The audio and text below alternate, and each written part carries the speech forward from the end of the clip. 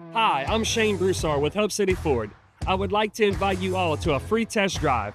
For those of you who have purchased from me in the past, you know that I pride myself on customer service. And for those of you that I have not met yet, I look forward to extending my excellent customer service to you. I offer competitive pricing and a buying experience that's second to none. So come out and visit me and let me show you the Hub City way.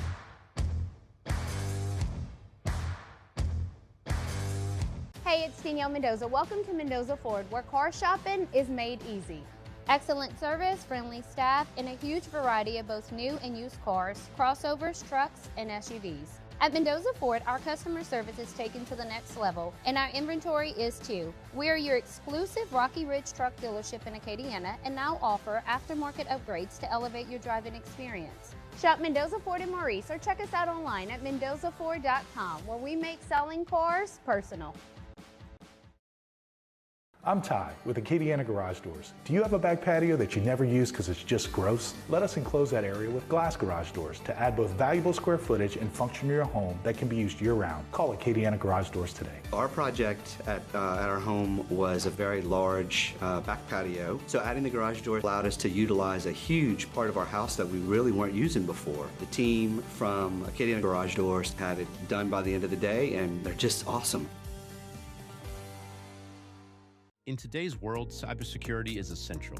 Is your company prepared? Vital Integrators is your trusted partner for tech and cybersecurity solutions.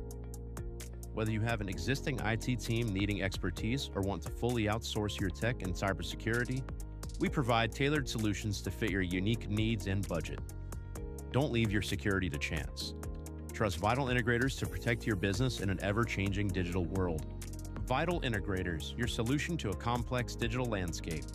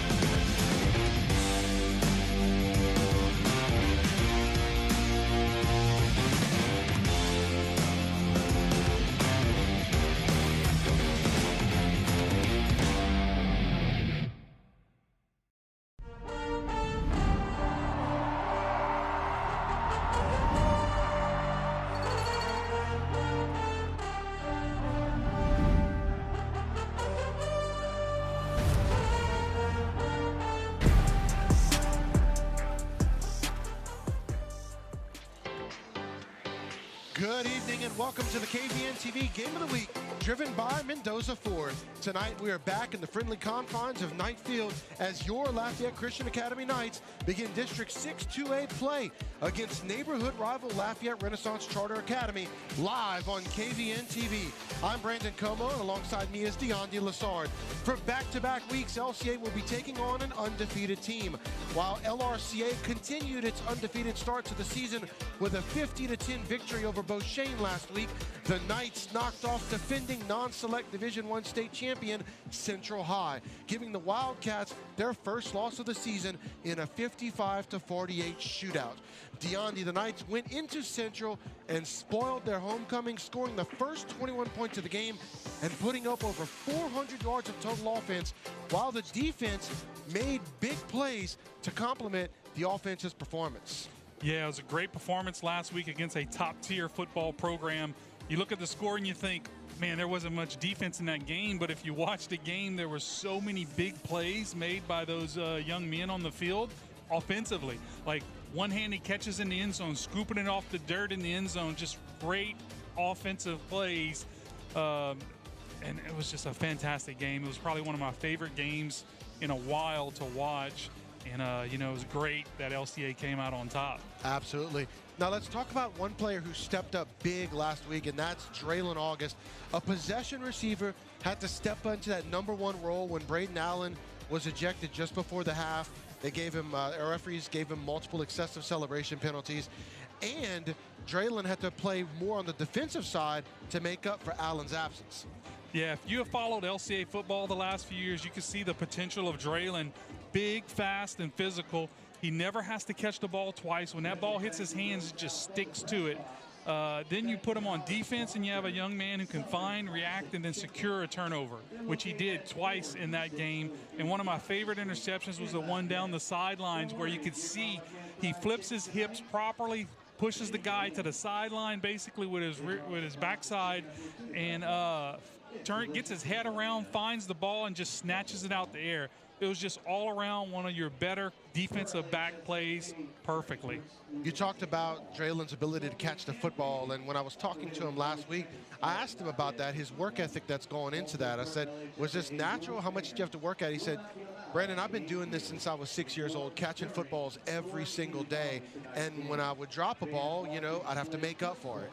And so this has been a passion of his. And, you know, he says, hey, I've got the best hands in the state. And so far, he's been proving that out, especially last week when he got the opportunity to show it on the big stage. And then, of course, what about the 4-touchdown performance of the sophomore sensation, Caden Bellard?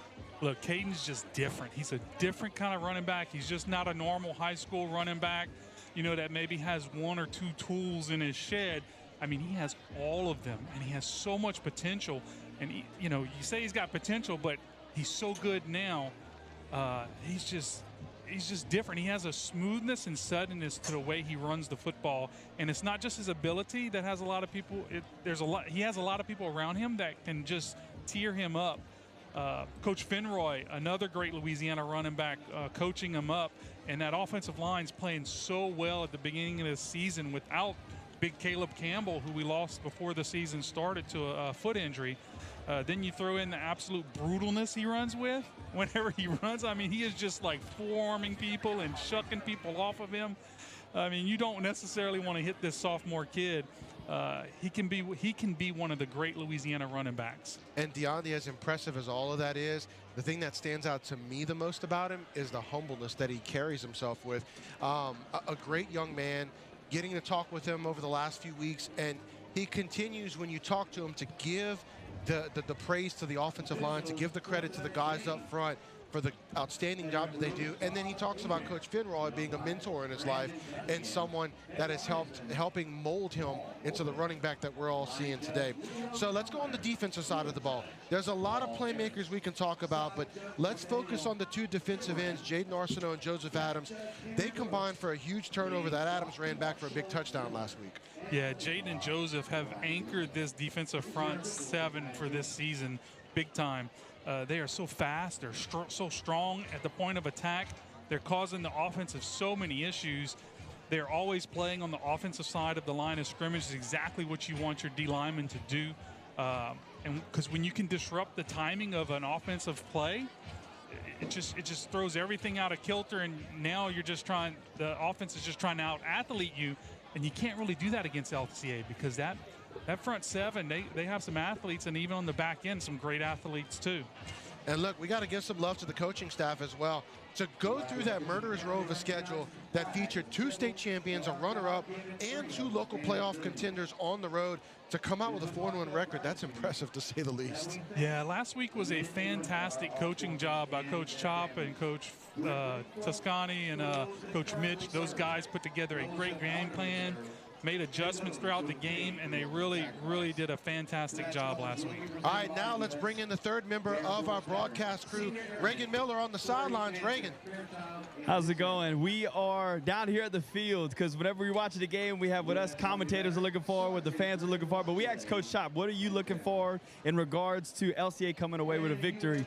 And he said the biggest things that we need to do is win at the line of scrimmage, win the big boy battle up front, get the initial push on offense, and then on defense, put the pressure with some of our bigger guys up front. So he's really looking at the line of scrimmage tonight as well as the turnovers. He says we have to win the turnovers. We did great for most of the games, but when we begin to fall apart, we fall apart big time. So he said we got to control our turnovers and win the battle up front. And he thinks if we can do things, we'll come away with the victory. All right, thank you so much, Reagan.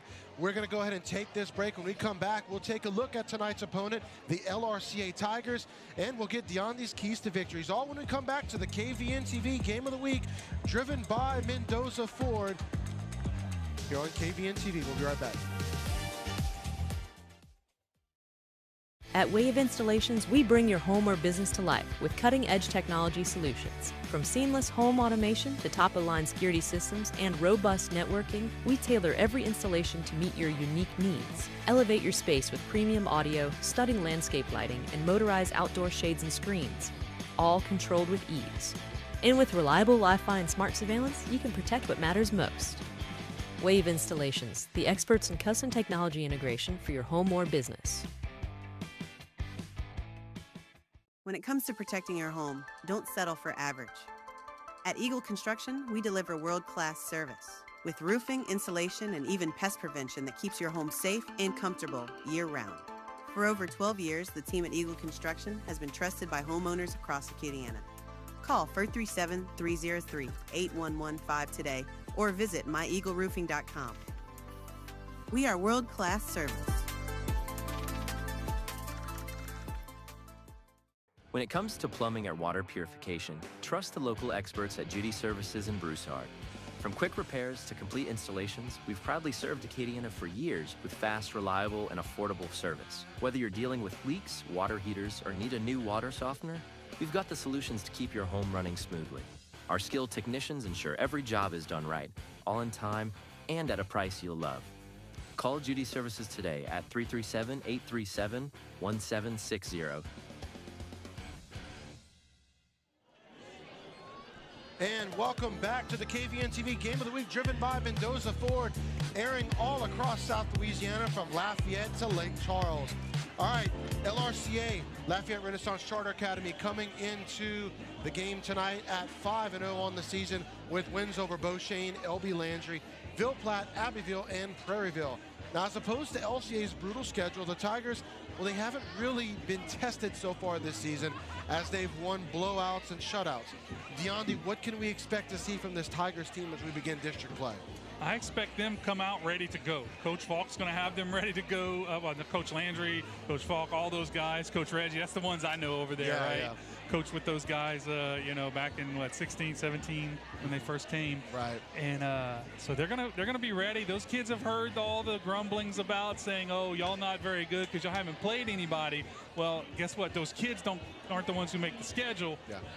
That's made by the coaches and administration. So they're going to be hungry, ready to prove their worth when they step on this field tonight. Offensively, their quarterback wide receiver duo of Kenan Brown and Ja'Cory Douillon, well, they've been lighting up opposing defenses so far this year. Just tell us a little bit more about that combo and what their offense overall likes to do and what they've been able to do.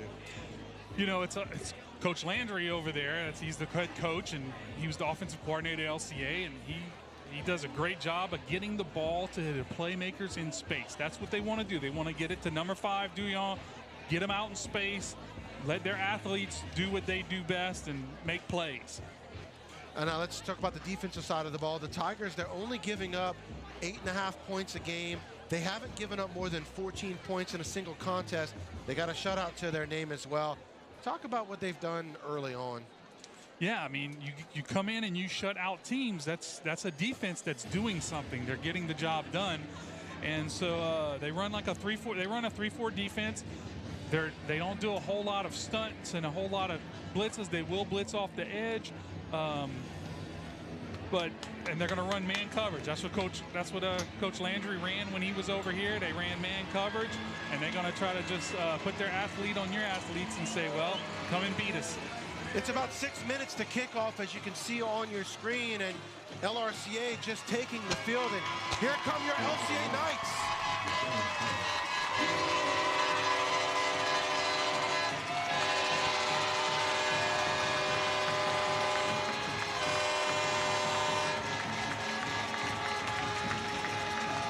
All right, DeAndre, the Knights coming off a revenge game victory over the Central Wildcats last week, but LCA has to avoid having a letdown against the Tigers tonight. DeAndre, give us your keys to an LCA victory. The keys to LCA victory is play LCA football for 4 quarters, give everything they got tonight. Number 2, let their running game just flow. Find the flow of the running game. And number 3, put pressure on the quarterback. Don't let him just sit in his spot. Get him off that spot.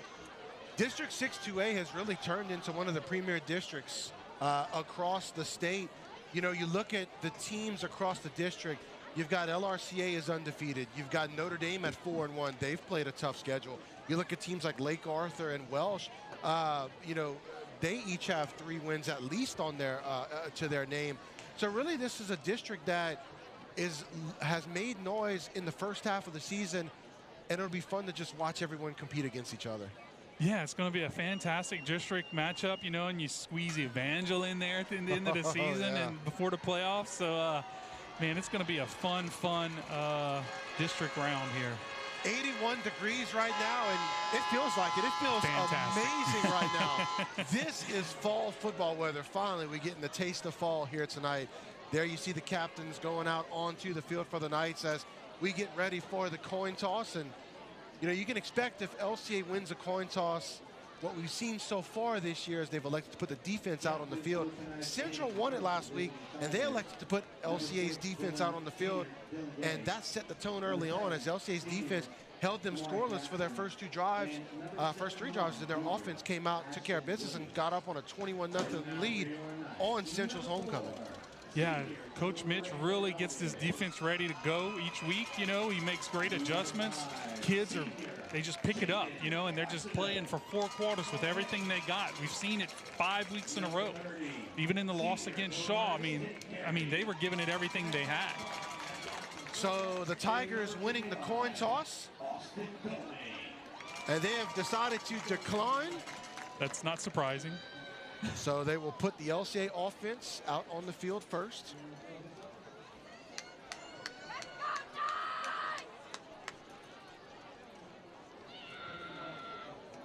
So there you have it. LCA will get their offense out on the field first as LRCA won the coin toss and they elected to defer to the second half. Yeah, we'll get to see this LCA offense. Hopefully this offensive line will get going.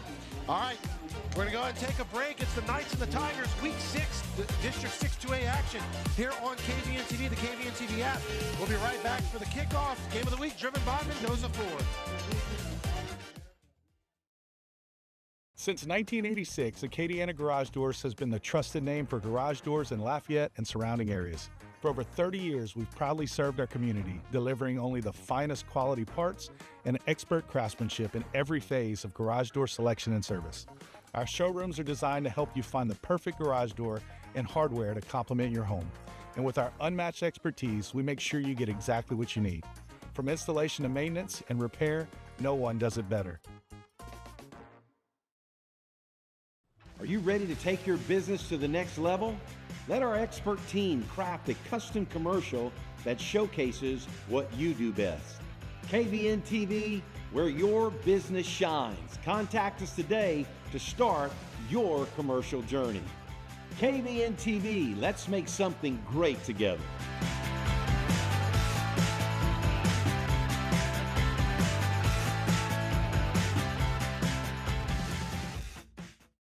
At Cone Chiropractic, we treat you like family. With 2 convenient Acadiana locations, we blend gentle, traditional chiropractic care, massage therapy, and the latest technology to provide the best treatment for back pain, neck pain, headaches, and more. Our complete X-ray lab, advanced techniques, and expert staff ensure a therapeutic and seamless experience. Cone Chiropractic, your trusted partner in healing. Southern Classic Chicken is a North Louisiana favorite, famous for crispy chicken and that pepper on the side. And they kept it simple, fresh, and full of flavor. And now, for the first time, they're franchising. And guess what? Lafayette, the hub city, is the very first franchise location. I'm excited because I've heard great things about the chicken. And you know, one thing about people here in Southwest Louisiana, we love good food, and we understand that's what we can expect with Southern Classic Chicken. When it comes to running your home or small business, you need a partner who does it all. At Postal Annex, we make shipping simple with UPS, USPS, DHL, and FedEx all in one place. Need a secure mailbox with 24-hour access? We've got you covered. From printing and small banners to custom gifts and sublimation, our in-house graphic designers brings your creative ideas to life. Postal Annex, your one-stop shop for shipping, printing, and small business solutions. We make business easy.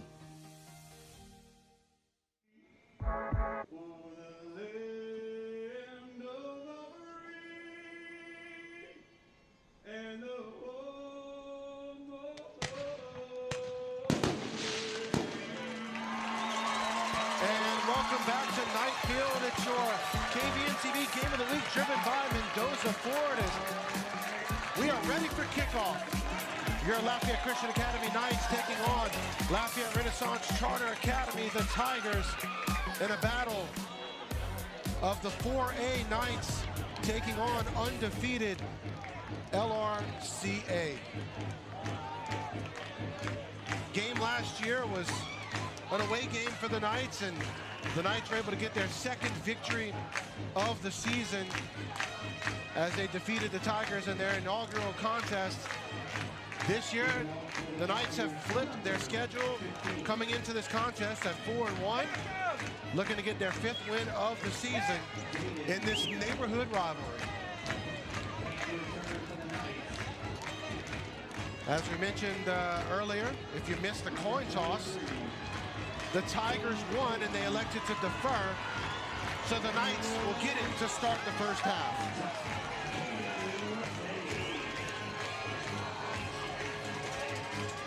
Any chance we get an onside kick to start this one out, Deontay? I think they're going to kick it off. All right. You don't want to put your defense in a bad spot. I mean, to start the game. There's no reason to. And there's the kick. Vail back to receive, and he does at the 19, out past the 25, able to work his way past the 30, and the LCA offense will come out onto the field. There is a Tiger down at the 30-yard line. Yeah, good blocking, good start by LCA for the field position here. We will keep it here as the player is tended to. A 17-yard return by Vail. You know, we've been talking about Kane. He's done a fantastic job of how he's secured. He's so good at securing that football first, which is the #1 job of a returner on punts, on kickoff. So he's done a great job. But you know what I saw in that last run too, Deontay, was a returner that's gaining confidence after he runs with the football. You know, we've seen him a lot of times make those smart, fair catches, but now we're seeing someone who now he's starting to get more opportunities to run with the football, such as that, and he's able to make he's able to get some good yards out of that one. So LCA's offense will take the field at its own 33-yard line. Braylon Walker. Looks like Caden Bellard out in the backfield. Looks like they're they might be in cover 2 coming up. Nope. They're in cover 1. There's the give to Bellard, met in the backfield, able to make a couple men miss and able to get about 2 yards out of that, although he was met in the backfield, brings up 2nd and 8. Yeah, that was all Bellard right there, and that's the brutalness we were talking about, how he just kind of took on 3 different separate guys and just kind of fought his way for a 2-yard pickup. 2nd and 8. He keeps it, does Walker, throws it deep. He's got a receiver open off the fingertips of of Braylon Allen, that would have been a sure touchdown. 3rd and 8. Yeah, I think he did a double move. Watch up at the top of your screen. Here's Braylon Allen. Comes off the ball. I think he put a double move on him and broke inside and kind of, man, that'd have been 6 right there. And that was on Dylan Gay, who is the DB for LRCH, and he's the son of LSU Randall Gay. Oh, wow. 3rd and 8 for the Knights. 4 receivers on this play. Walker, back to pass, steps into the pocket, scrambles, and knocked down at the 32-yard line as the Tigers force a 3-and-out. Yeah, had plenty of time to throw the ball. Just couldn't find anybody open on that play. And good job by LRCH to get the sack. So the Tigers dodge a bullet on 2nd down and force this LCA offense into a 3-and-out, and that'll bring the punter onto the field.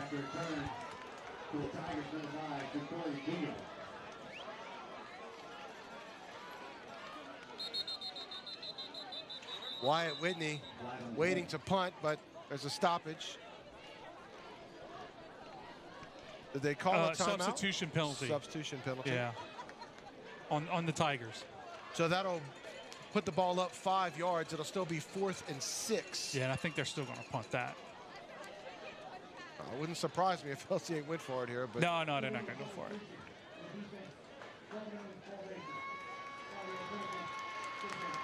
And you're right, they will keep the punting team on the field. Wyatt Whitney. Yeah, Tigers must have ran somebody off. Must have had 12 on the field and run somebody off late. Or maybe they had 12, I'm not quite sure. There you see Whitney, who also plays tight end for the Knights. There's the snap, and Whitney gets it off. It's going to fall at the 20, inside the 20, down to the 10. But there is a flag on the play. That was a great punt for the Knights, but let's see what the call is. I think it's going to be a sideline warning. Well, you get 2 of them before you get penalized, so that's a 53-yard punt. Jeez. I mean, it went down at about the 25 and then took a big LCA bounce. So you get 1 sideline warning and the next one's a penalty, right? Yes. Okay, all right. Man, fantastic punt. I mean, he really booted it and then it rolled another 15 yards. So when it's all said and done, the ball down at the 10-yard line as the Tigers will have to go 90 yards for a touchdown. The offense under the direction of Kenan Brown Jr. has put up some great numbers so far this season.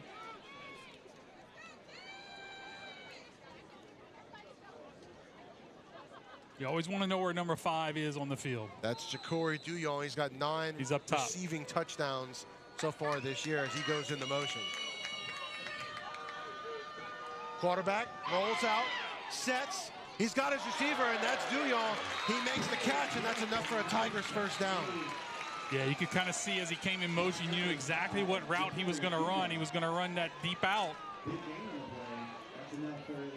Right behind the backers. Luke Green needs to see that and slide over into that hole. 1st and 10 for the Tigers as you've got 4 receivers on one side. There's the give to the running back. Gets to the outside, and he's going to get a couple of yards on that play. Caleb Simon on the tackle. That's Jaden Polk, the running back. Yeah, good job by Simon coming up and stopping him for that short gain. Marzell's got to squeeze that a little better to the outside. He's got to shoot through that inside, more inside of that blocker. So Jamison, sorry. 2nd and 8 for the Tigers as they've got 4 receivers, 2 on each side. Looks like Damarian Green in the game at running back. And facing pressure, gets rid of it, almost picked off by the Knights. Yeah, Davian Baptiste was right there in coverage, and right there you saw we got the quarterback off his spot. He makes a poor throw. Good job by Arsenault in that defensive front. So now they didn't even touch him. So now the Tigers facing a 3rd and 8. Yeah, Braylon Walker got sliced in there. Nobody blocked him. Kenan Brown, 4 receivers, 3 to the near side, 1 at the top of your screen. Big defensive play right here for LCA. They got one-on-one up top. Now watch Draylon, he's the slot receiver in the middle of your screen. There's a flag on the play. Delay a game. Delay a game on the Tigers. That'll back them up 5, make it 3rd and 13.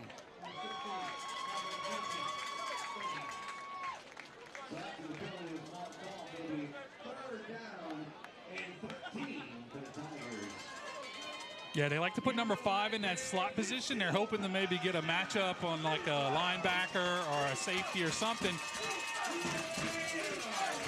This time they've got him at the top of your screen in one-on-one situation. You got trips receivers to the near side. Well, he's got, if they're in one-on-one, he's got Caden Paul on him. If we're in man, but Caden's coming for the blitz. Now you got 5 receivers in there for the Tigers. That's another delay of game. That'll back him up another 5 yards. Yeah, the quarterback's calling for the ball. He's trying to get him to snap the ball, but they're not, he wasn't snapping it. The LCA faithful showing up as they always do, really loud tonight. So 3rd and 18 for the Tigers. Once again, they've got 5 receivers out there.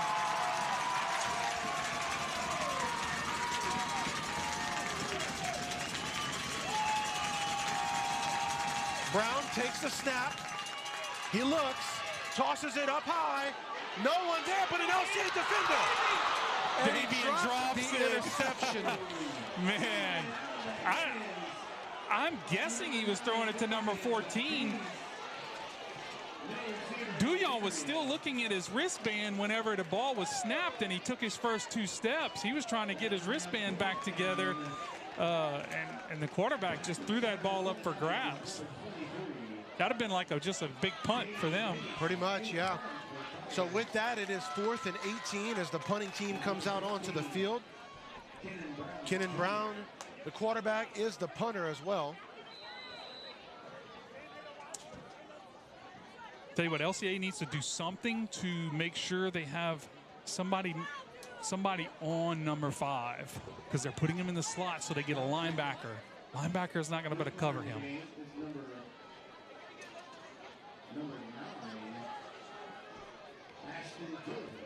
Ashton Joseph to punt the ball instead.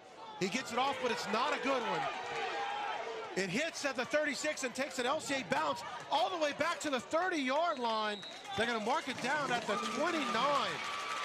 Wow, great job. So that whole 2 possessions of the ball game, LCA getting, not making it, that great punt by Wyatt, and then a bad punt by the Tigers punter really puts LCA offense in a great position to go up. A 15-yard punt. They're going to spot it at the 30-yard line. So LCA's offense with a short field to work with.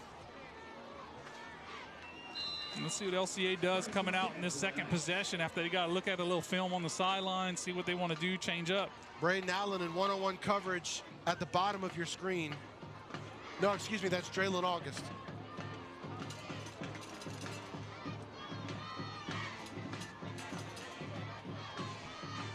There's the snap. Walker flushed from the pocket and sacked in the backfield. That pressure from the Tigers has gotten to him a couple times so far tonight, Deondi. Yeah, it looked like he didn't get off the read, the pre-snap read, what he wanted, and then he just kind of held on to the ball, and good job by the Tiger defense not letting him get out that pocket. So 2nd down and 16 for the Knights. And the ball ultimately given to Bellard.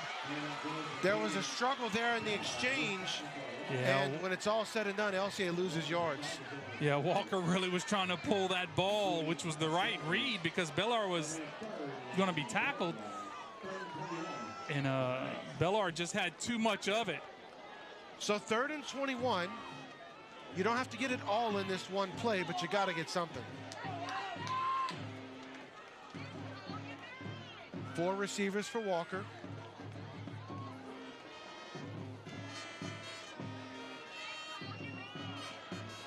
Allen at the top of your screen. August at the bottom. Walker back to pass. He's got a pocket. He steps up into it. And he is That's a sacked. horse collar. They didn't call it. No call on the play. You know what though? I think he just had the jersey, not the shoulder pads. That makes it 4th down for the Knights, and LCA will bring out their punt team as Wyatt Whitney gets ready to take the field. Yeah, I'm not sure if that matters. I'm not sure if you can grab the back of the jersey or you have to grab the shoulder pads. If his jersey was definitely a horse collar. There you see Coach Chop talking to his quarterback. Yeah, they're spying him. They had 2 players spying him on that There's play. the kick under pressure, and it's a high one. It hits at the 21, takes another LCA bounce inside the 10, inside the 5-yard line. Another solid punt by Whitney. The first punt, Deondi, was low and traveled once it hit the ground. This time, it went high in the air and then took another LCA bounce. 2 great punts for Whitney. Yeah, fantastic. You know, whenever you can give your defense, put your defense in that kind of position, that's exactly what you want from your punter. And, you know, let's remind people that Whitney was not the starting punter when the season began. It was the quarterback, Braylon Walker. And he had got banged up one game, and eventually we got to see Wyatt come in there, and he's done really well since. So just inside the 5, there's the snap. Gonna throw it deep into double coverage. Incomplete. Brings up 2nd and 10. Well, I think number 5, Duyon, he played defense right there because I think Davian was going to intercept that. Late penalty coming in at the line of scrimmage. Let's see what the call is here.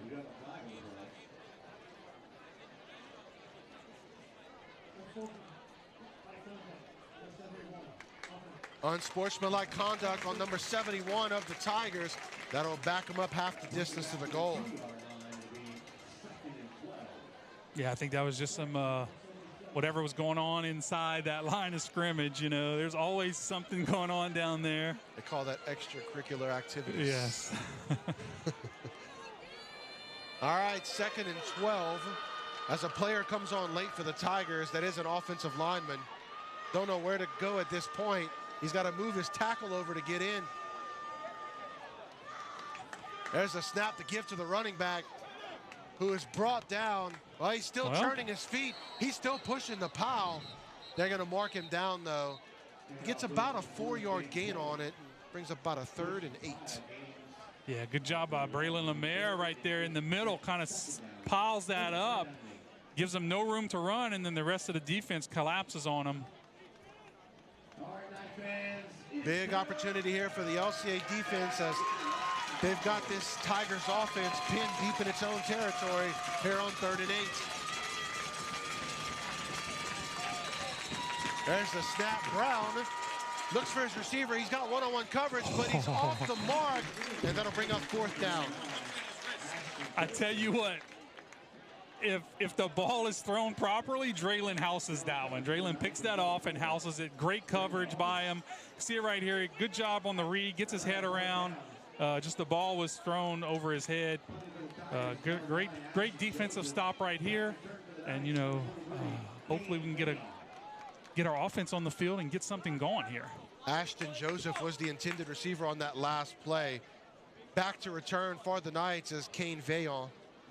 He's at his own 36. Ashton Joseph also going to come out and punt for the Tigers. He gets it off. It's a low kick. And Vaillant says get away from it, but now he scoops it up and is brought down after about a 2-yard loss. Wow. But you know, Deondi was trying to keep the momentum of the ball from going into LCA territory, so I don't fault him on that one either. No, I thought whenever he did it, I thought that was the right decision because there was nobody real close to him.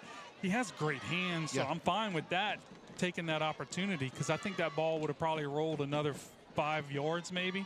Yeah. Because it had some roll to it. So the punt did bail out the Tigers a little bit as it puts LCA on the LRCA 48-yard line. LCA's offense just not able to get it going tonight so far in 2 drives. Yeah, that offensive line, it feels like they're not quite gelling just yet. There's the gift to Bellard, and he is met in the backfield, and they're going to give him forward progress. It'll be second and a long 10. Yeah, that was junior linebacker Casey Sellers. You're going to see him. He's the bottom linebacker. He's going to just fill the gap like he's supposed to. I think that was Whitney's guy. He hit the other guy, and I think that's who he was supposed to block. So second and a long 10 for the Knights. Walker, quick pass. There's Whitney. Out past the 40. He's got room to run. He fumbles the ball. Did it go out of bounds? It did. So Whitney fumbled the ball as he was fighting with the defender, but the ball going out of bounds, and LCA will keep it, and most importantly, pick up the first down. Yeah, good job by Whitney. Good play call right there by Coach Toscani. What I want to see Wyatt do is whenever he's running that ball, just lower his shoulder and run over that guy, that DB that's coming after him. That was a learning moment for him. There's the pass to Draylon August. They faked the give to Bellard, threw it out wide to August, able to pick up a couple yards. I want to go back to the previous play, though, because as you mentioned, you know, lowering the shoulder for Whitney and then also being more careful with the football. Fortunately, the ball wasn't turned over, and that makes it a lesson that's easier to learn for the young tight end. Second and 8. Walker gonna keep it. He's got room to run. Out past the 30, makes a man miss. He's off to the races. Out past the 10, 5.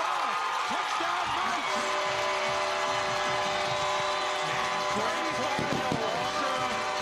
He just takes himself, pulls it like he's supposed to. And it's supposed to go inside, but he just gets outside and just makes a couple guys miss. And then you got, is that Allen down there? No, that's Jace Babineau, who makes the final block to put 6 on the board for the Knights.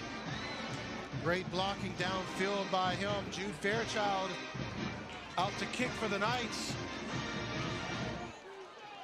As LCA gets on the scoreboard first.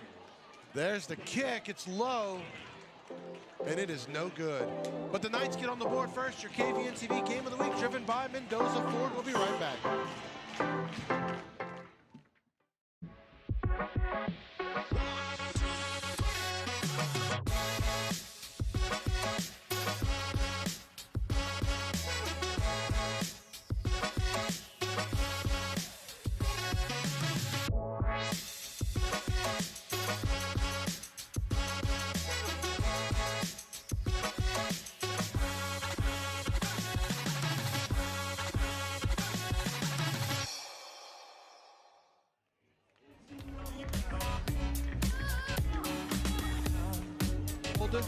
As LCA getting on the board first, as Braylon Walker scoring it from 35 yards out on the run.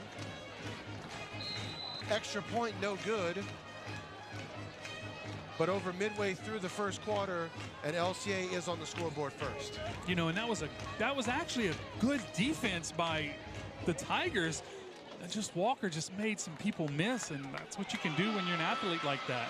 That was Duyon fielding it at the 10. He's out past the 30, and he gets out to about the 35-yard line, and that's where the Tigers will set up. Yeah, Davian Baptiste on the tackle here. LCA almost loses outside contain here. That's number 20 was getting held on the edge, but he still was a little too tight for my taste. 23-yard return by Duyon. So let's see if this Knights defense can come out and put another stop to him. 4 receivers for the Tigers. You've got trips to the near sideline. There's the quick hit by the Knights in the backfield for a no gain on the play. So Marzell's lined up like he's covering Duyon number 5, but then he just comes off the edge. Watch him at the bottom. See number 35 right here? He just creeps up and just comes into the backfield. Nobody accounts for him. Good play call. Good job by Marzell on the delayed blitz. Demarion Green had no chance on that one. He gets the ball once again and met in the backfield and brought down. And guess who was in the backfield once again? Jamin Marzell blows up the play like we talked about.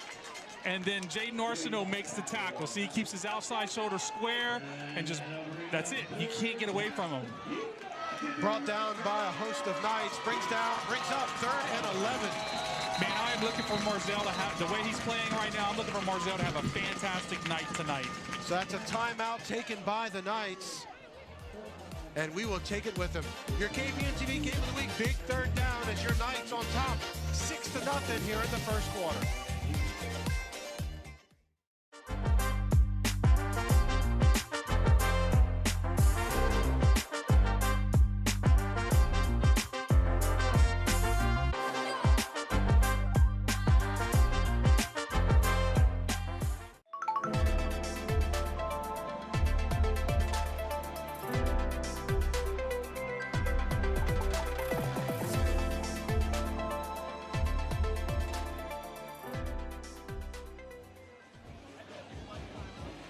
And welcome back here to Knight Field as LCA on top 6-0. It's 3rd and 11 for the Tigers at their own 36-yard line. Oh, excuse me, at their own 34-yard line.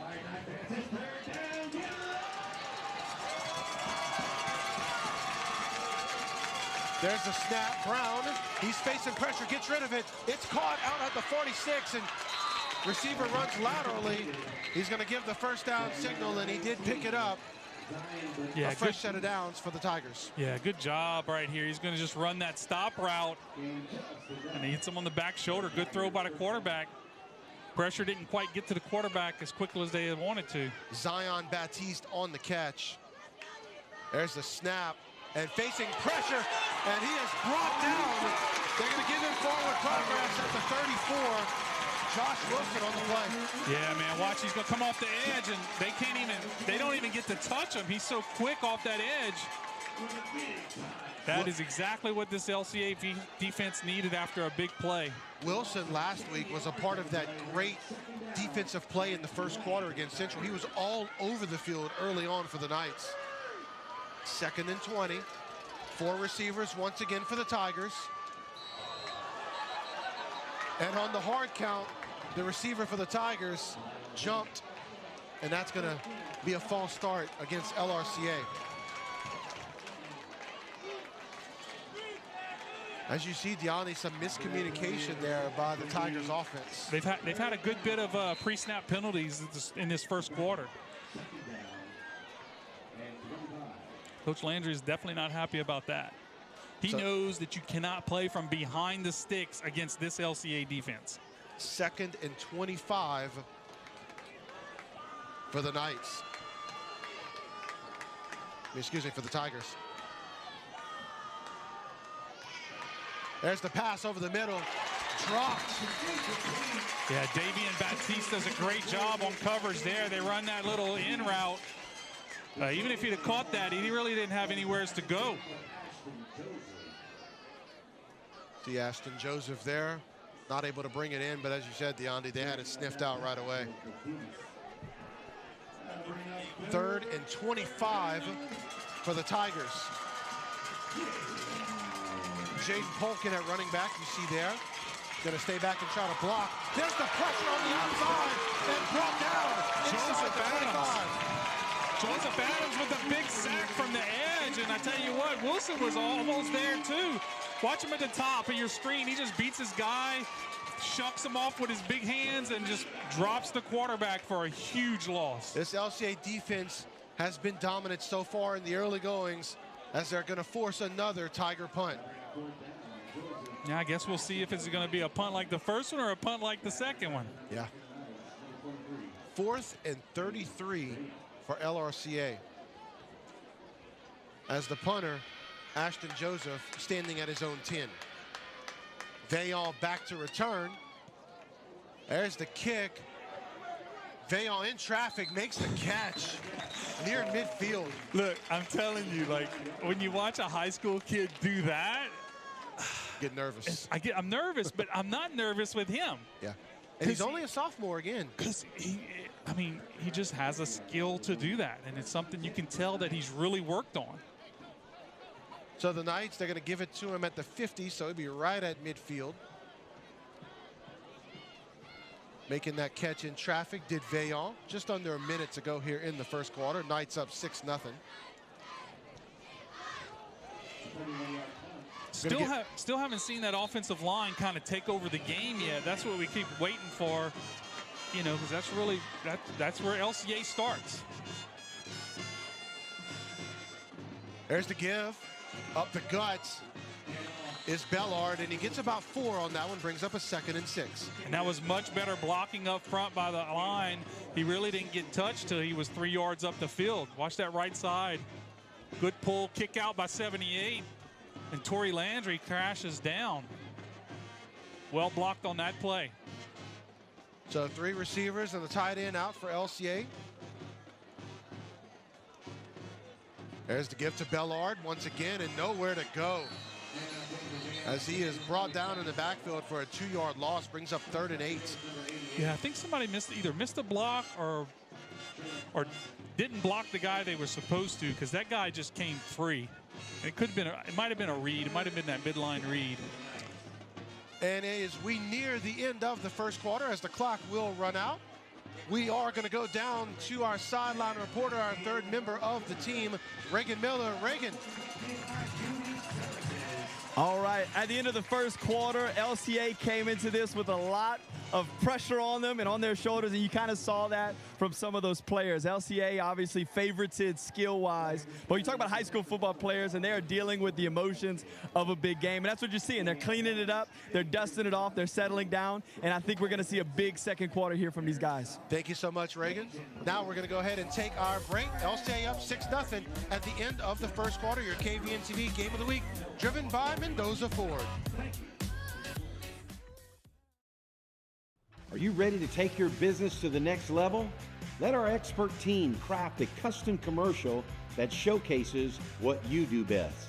KVNTV, where your business shines. Contact us today to start your commercial journey.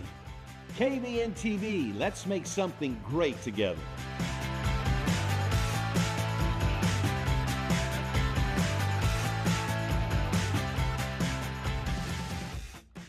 At Lafayette. And welcome back to Knight Field. Start of the second quarter. LCA 3rd and 7, just inside Tiger territory. We're going to get a stoppage in play here. They call a timeout. I think the Tigers called a timeout.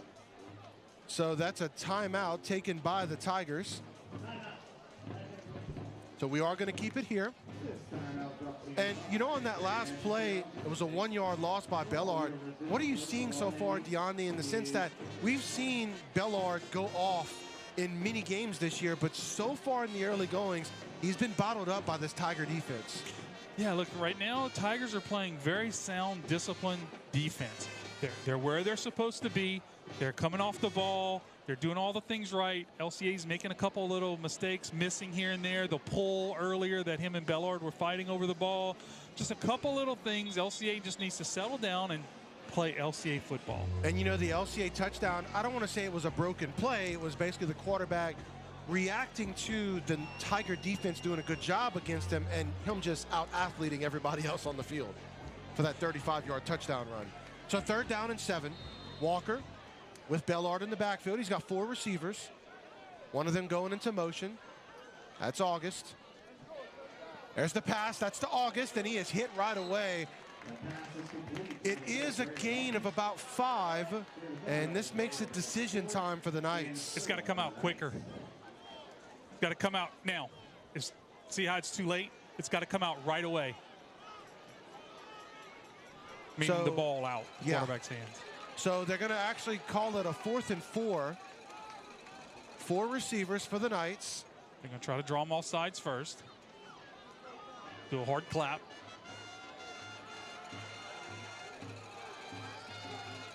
There's the snap. Bobbles it. Walker scrambles. Trying to find somebody, and he almost did, but incomplete. And the Tigers defense holds. Yeah, I tried to get Jace Babineau. I thought maybe once he got outside, he had the opportunity to run, but I looked down and they had a defender kind of really watching him. Tigers have done a good job trying to keep him hemmed in and not let him get out on him. And the Tigers offense now going to get some breathing room for the first time tonight. Easily their best field position as they begin this drive at their own 44.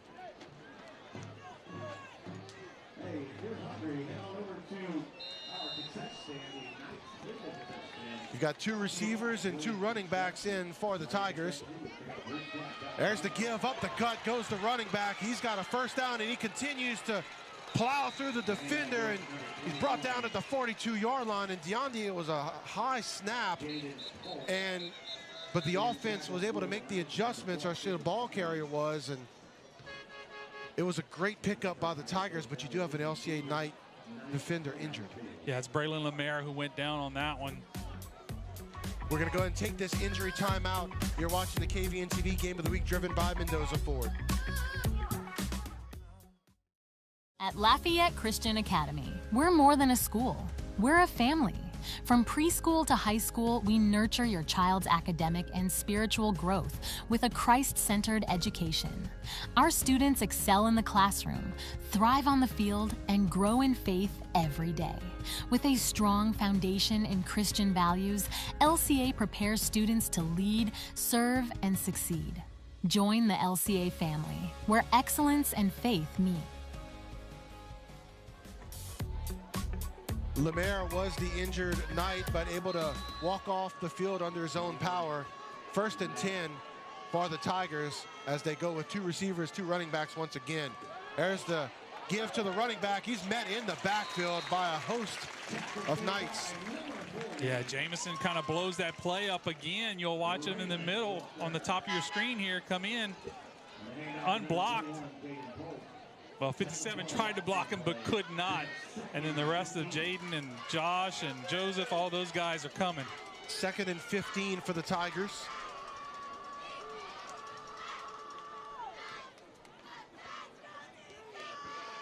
And strangely, Duyon's not on the field.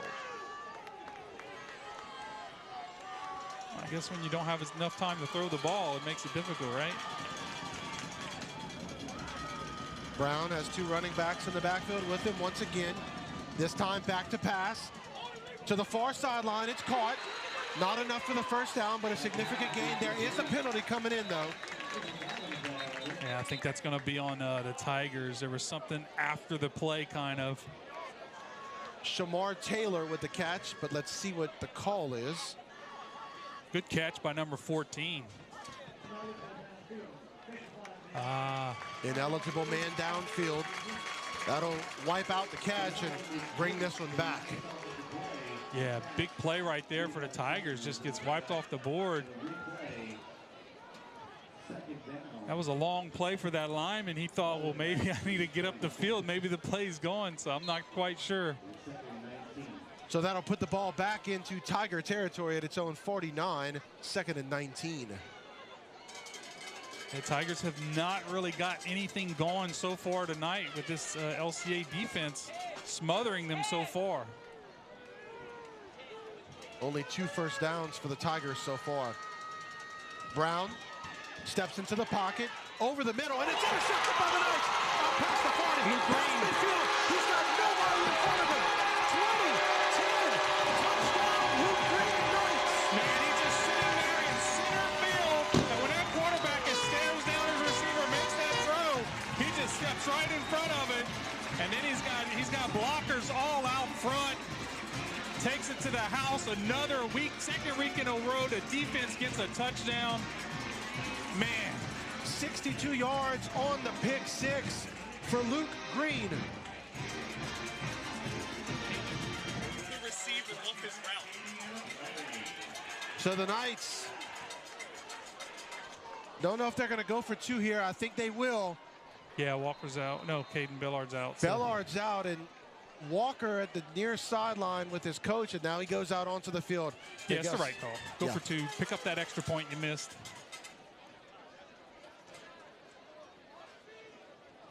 LCA scoring in 2 phases of the game so far.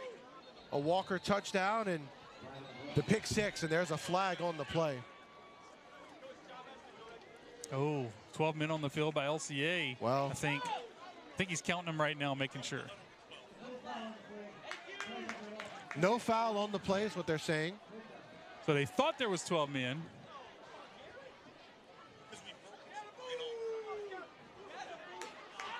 Oh, the fans upset on that one, but hey, they made sure to make the right call. Hold on, we just added another player, so that means we only had 10 on the field? I formation for the Knights. There's the Fed. The pitch out to Allen. Cannot make his man miss on the reverse. And man, who is that number for Tigers? Man, great job by him. You can watch him. He just sits there and waits. At the top of your screen, he sees it and he just sits. Oh, that's Dylan Gay. Beautifully read. His dad has taught him well. I mean, once he was, as he was looking in the backfield, once he saw that it was going to Allen, he was ready for it. And to break down and stop an explosive player like Allen, give him all the credit in the world.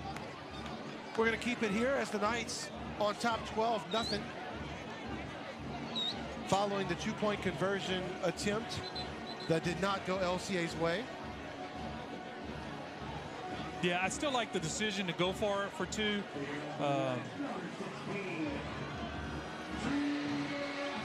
What about the play call? Play call's fine. I mean, that's the thing about those kind of plays. Sometimes they work, sometimes they don't. Yep. I feel like overall in football, you know, from the NFL on down, it's like you're seeing a lot more trick plays. You got to do something to get in the end zone.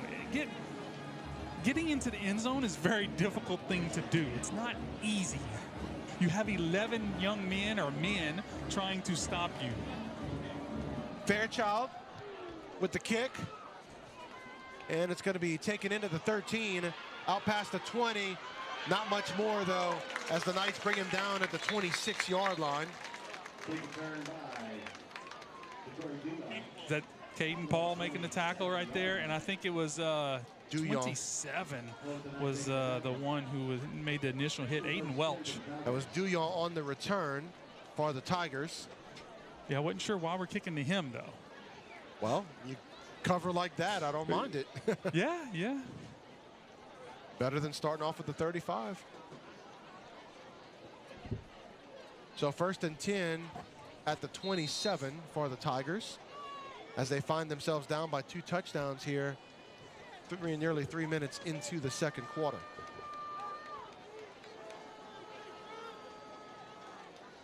Brown, quick pass, has his receiver, brought down at the 30-yard line. That's a gain of 3, 2nd and 7. Yeah, Terrence Veo, he does a great job right here. Just sits on that route, and he's in there. And you see Joseph kind of gets his hands up. Good job by him, by a young sophomore. You know, when you see you can't get to the quarterback, get your hands up. There's the give to the running back, trying to get to the outside and nowhere to go as he is brought down for a no gain. That was Damarian Green for the Tigers. Yeah, great job by Caleb Simon. Just slices through there and tackles him for a short loss. So 3rd and 7 at the 30 for the Tigers.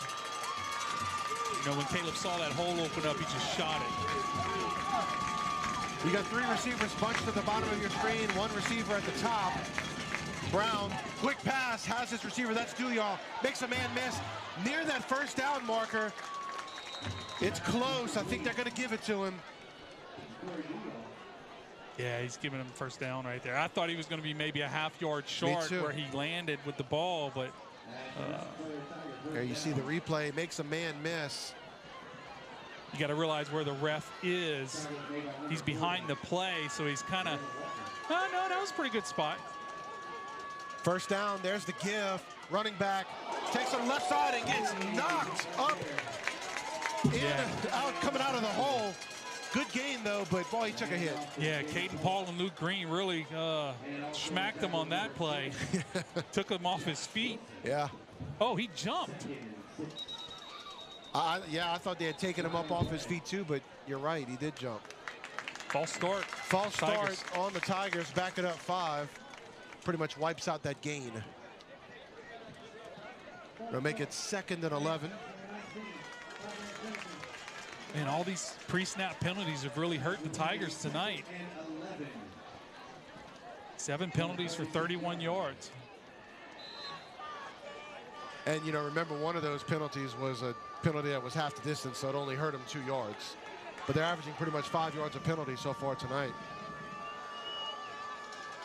Brown, quick pass, and it's almost picked again. Davian Baptiste almost pick sixes that one. He just reads the route, watches the quarterback. As soon as the quarterback goes to throw it, he jumps it. The receiver thought, I'm about to catch the ball. Brings up 3rd and 11.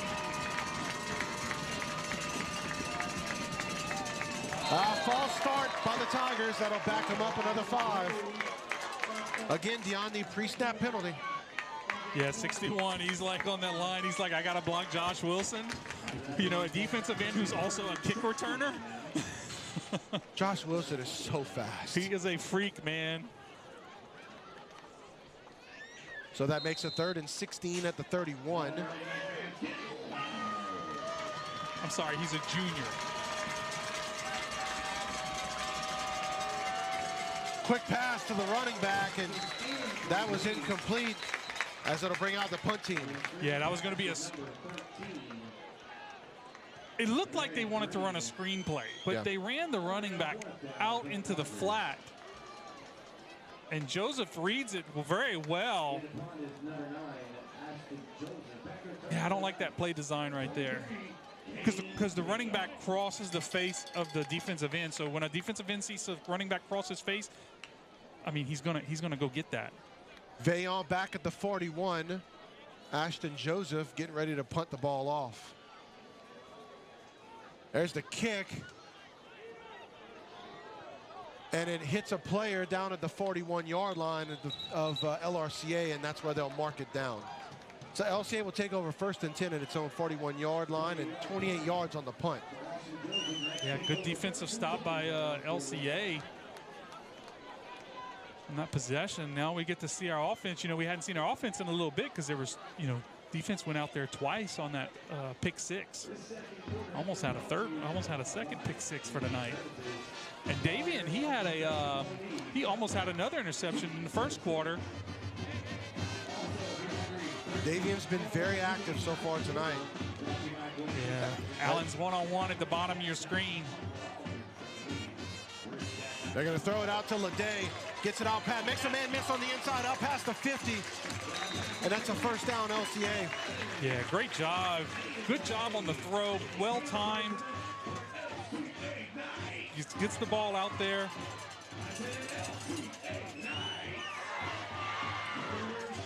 So the ball down at the 46.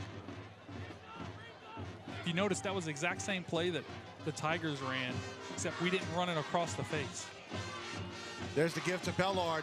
Nowhere to go. And he is brought down for a no gain. 2nd and 10.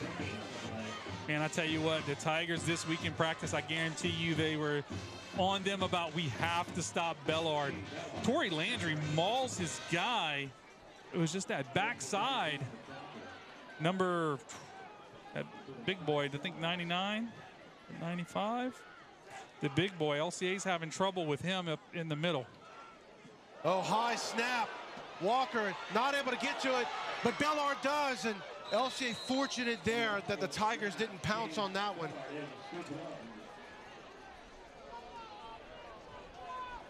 Third and 19. Yeah, it was definitely just a high snap by the center. As you see, the Tiger defender misjudged the bounce, and Bellard able to pick it up and recover. Austin's really having trouble with big number 99 or 90. 98. 98. That's 98. Okay, yeah. so it's Tyler Yoakum, number 98. Causing LCA some trouble at the middle of that, and that center's trying to, like, I got to handle him, so he's just trying to get that ball quick. So 3rd and 19 for Walker and the Knights. Quick pass, gets it out to the near sideline. That's Braylon Allen, and he picks up most of the yards needed. Sets him up for a 4th down and 6. Yeah, you know, if LCA was able to pick up about 8 or so yards on that play, they would go for it on 4th here. So they're going to make it 4th and 7 after the catch, as LCA's got the offense out on the field. And there's a penalty flag. LCA moved. False start on the Knights. Must have been in the line. Going to call it on number 78 of the Knights. That'll back it up to the 48-yard line. Make it 4th and 12. Yeah, and that's the first LCA penalty. LCA keeping its offense out on the field. Walker, he's got time to throw. All day to throw. He steps up into the pocket, going to keep it himself. Out past the first down marker, out past the 30, down to the 27-yard line. That's enough for an LCA first down. I tell you what, that defensive line got up past the quarterback right here, and once they do that, he can go. Just makes kids miss. 21-yard pickup for Walker. Yeah, on 4th down, too. The Louisiana commit. There's the gift to Bellard, trying the left side, but not much there either. And guess who's blowing that play up? Oh, you know it. 98, Tyler Yoakum. He's having a great night tonight, but he just tapped his helmet like, hey, I need some water here. Well, yeah, he's only a junior. Maybe they ought to run the ball on this play then with him being out. Well, 99's not, it's not a big drop-off going to 99. Good point. You see 99 at the nose. There's the fake to Bellard out in the flats. There's Leday.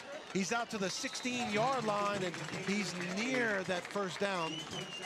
Yeah, well-executed RPO, which is a run-pass option, meaning he can give it to Bellard, he can keep the ball, or he can throw it. When that defender came up to take the quarterback, that's whenever he knows to throw it to Veo. So 10-yard gain, enough for a Knights first down as LCA inside the red zone.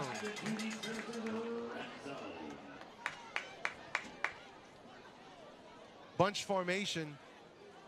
Walker keeps it, throws it to the end zone. And the pass incomplete, but there is a penalty marker at the line of scrimmage. I think the ball was tipped. That's going to be holding on LCA probably. Yeah, I saw it at on the left side of the line. And he had him. He had Braden across the middle if he was able to not get that ball tipped. But the correct call made, it was a hold. That'll bring this one back.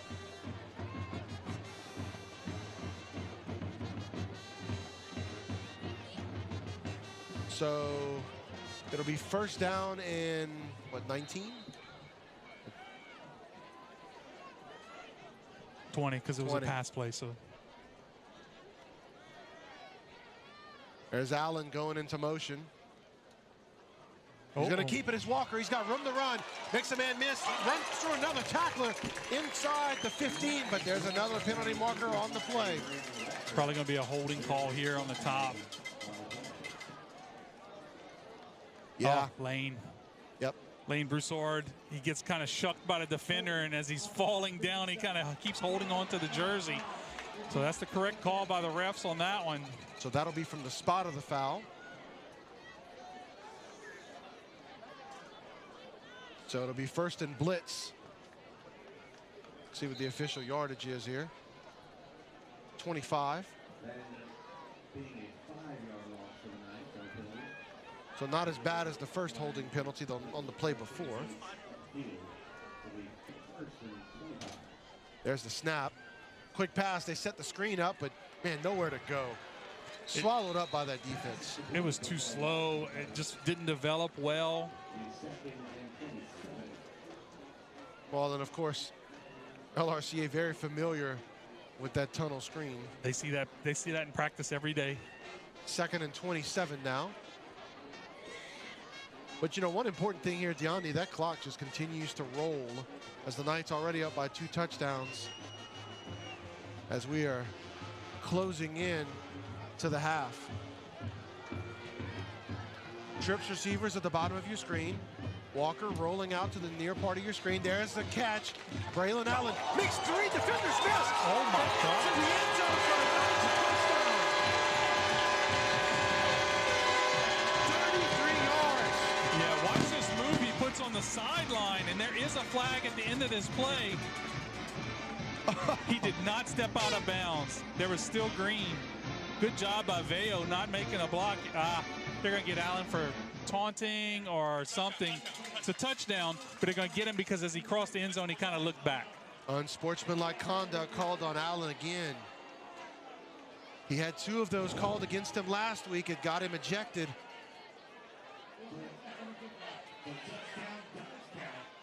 I think we're going to go for 2 here. Nope. Kicker's in. Jude Fairchild out onto the field. Yeah, all he did was as he's crossing the end zone, he kind of just slowed down. He just kind of looked back. Yeah. And, you know, a ref's going to see that as a taunting. And I don't have so much a problem with the taunting call. I just call it on both sides. Last week against Central, there was a lot of things they were doing that weren't getting called. There's a penalty marker here.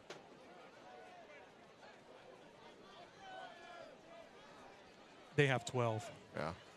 Now, we may go for 2 here. Yeah, because you get half the distance.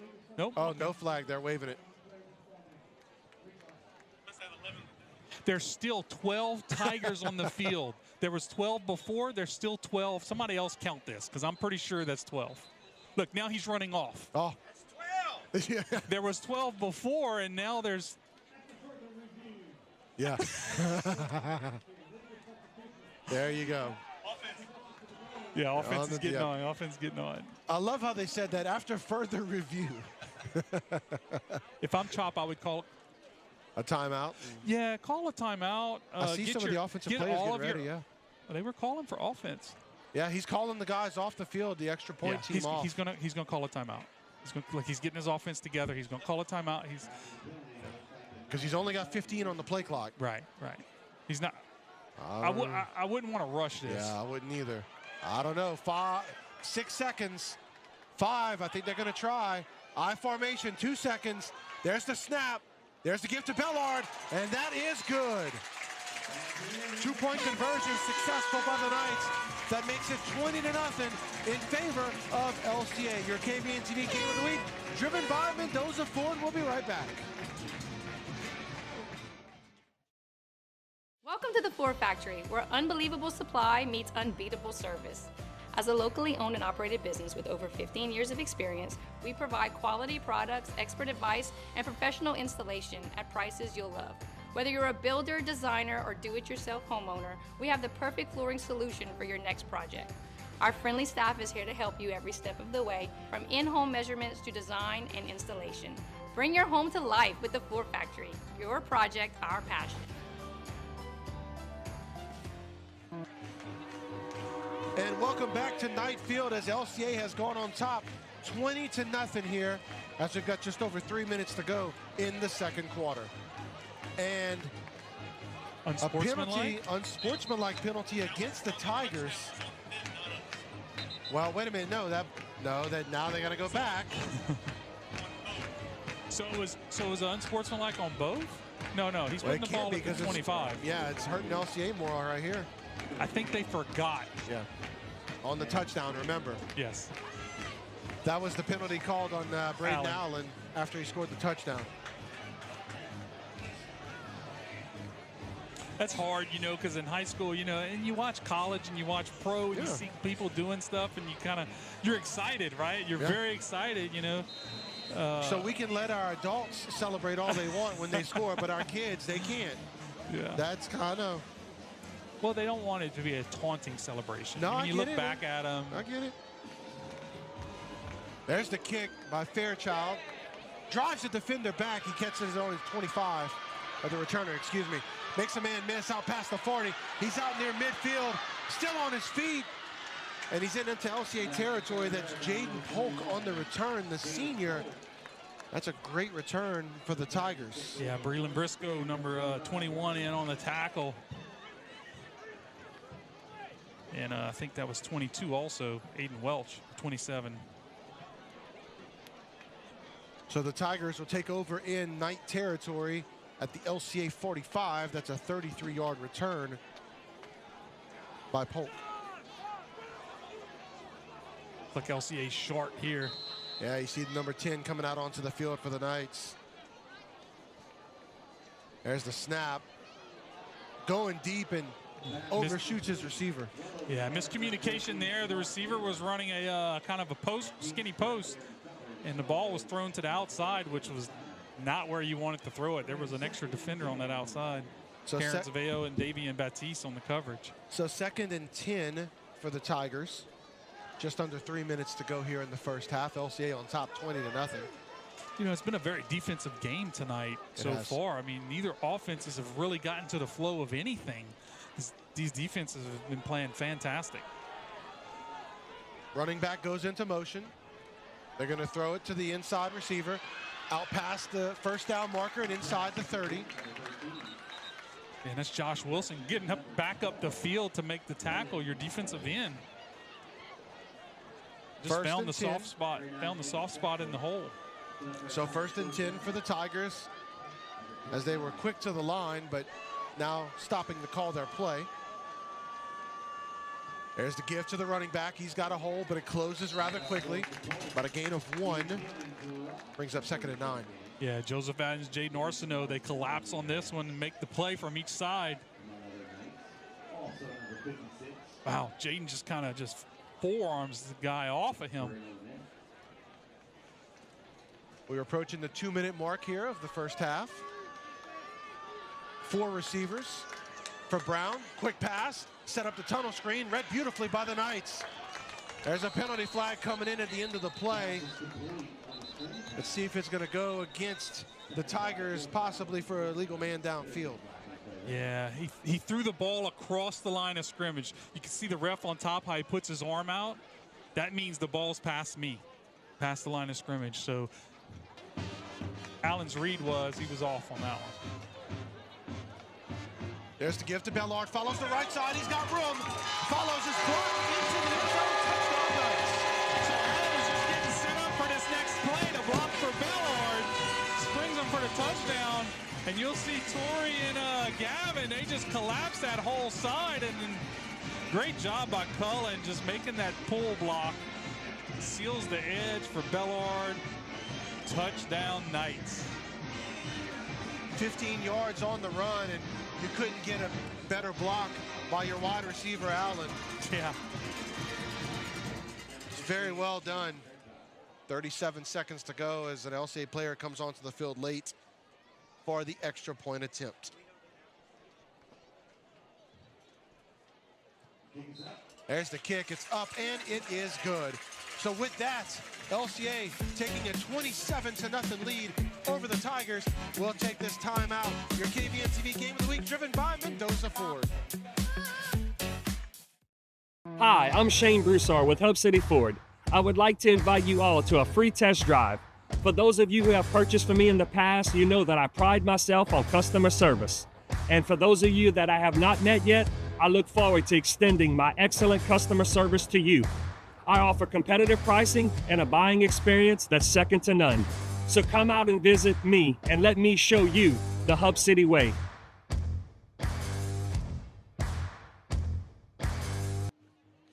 And welcome back here to Knight Field as LCA goes on top 27-0 over the Tigers. And we have not hit the halftime mark yet. Yeah, this defense for the Knights have been doing a great job so far. Tigers only have 53 yards of offense in the half. I wonder how many yards our offense has total. Looks like we have 180. Fairchild with the kick, and it's deep. Gonna put the returner at the 6-yard line as he takes it out past the 20 and brought down just past the 25-yard line. Caden Paul, great open field tackle right there.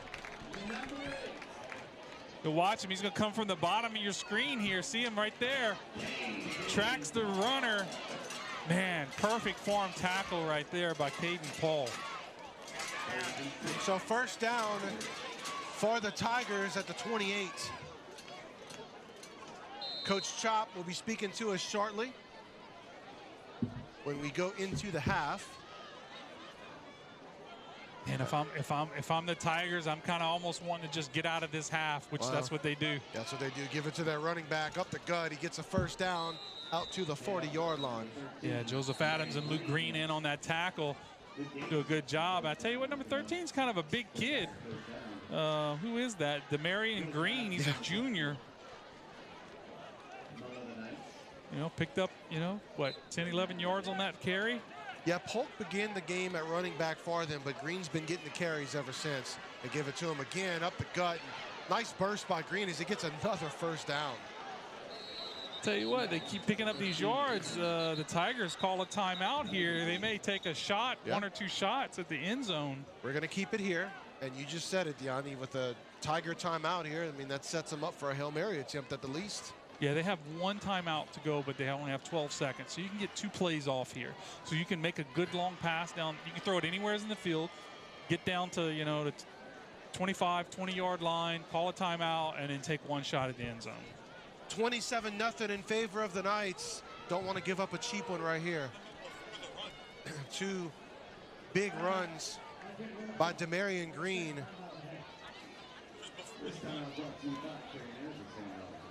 They haven't moved the chains yet, by the way. Wow, I think. Oh, they had a timeout. That was before the play? No way. No. I mean, they didn't blow the whistle till after the play, so that's no. Yeah. I think the ref was just a little confused on it. Where I think what they did is they didn't move the chains after the play. You know what I mean? Because of the timeout. I mean, they should have moved the chains after the play. You're right. So when it's all said and done, ball on the 47 of the Knights. Brown going to throw it deep. Overshoots his receiver. That'll bring up second down, but more importantly, only 6 seconds left in the half. Yeah, good coverage by Veillard. He just runs with him step for step, and then Allen over the top.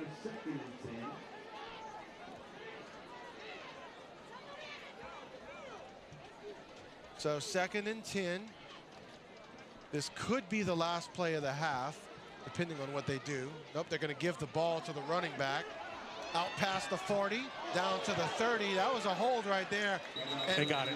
They got the holding call coming in here, but the clock's at 0. When he went out of bounds, I saw 1 second on the clock.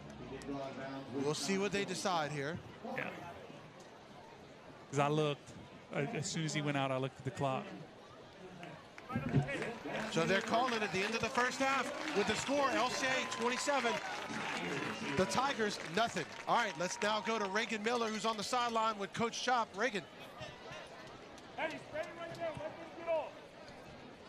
Amazing first half, up 27-0 points, but one of the bigger stories is that their offense, I think, has less than 60, 70 yards. What's the thoughts coming out of this first half? Our defense is doing a phenomenal job, and we suck right now on offense. And that's on me. At the end of the day, we have to get better because we're not playing up to our standard. We're not playing up to the way we have the first 5 weeks, and maybe the moment's a little bit too big, but we're going to get some stuff adjusted at halftime, and you're going to see a different Knights team in the second half. Take care of it, Coach.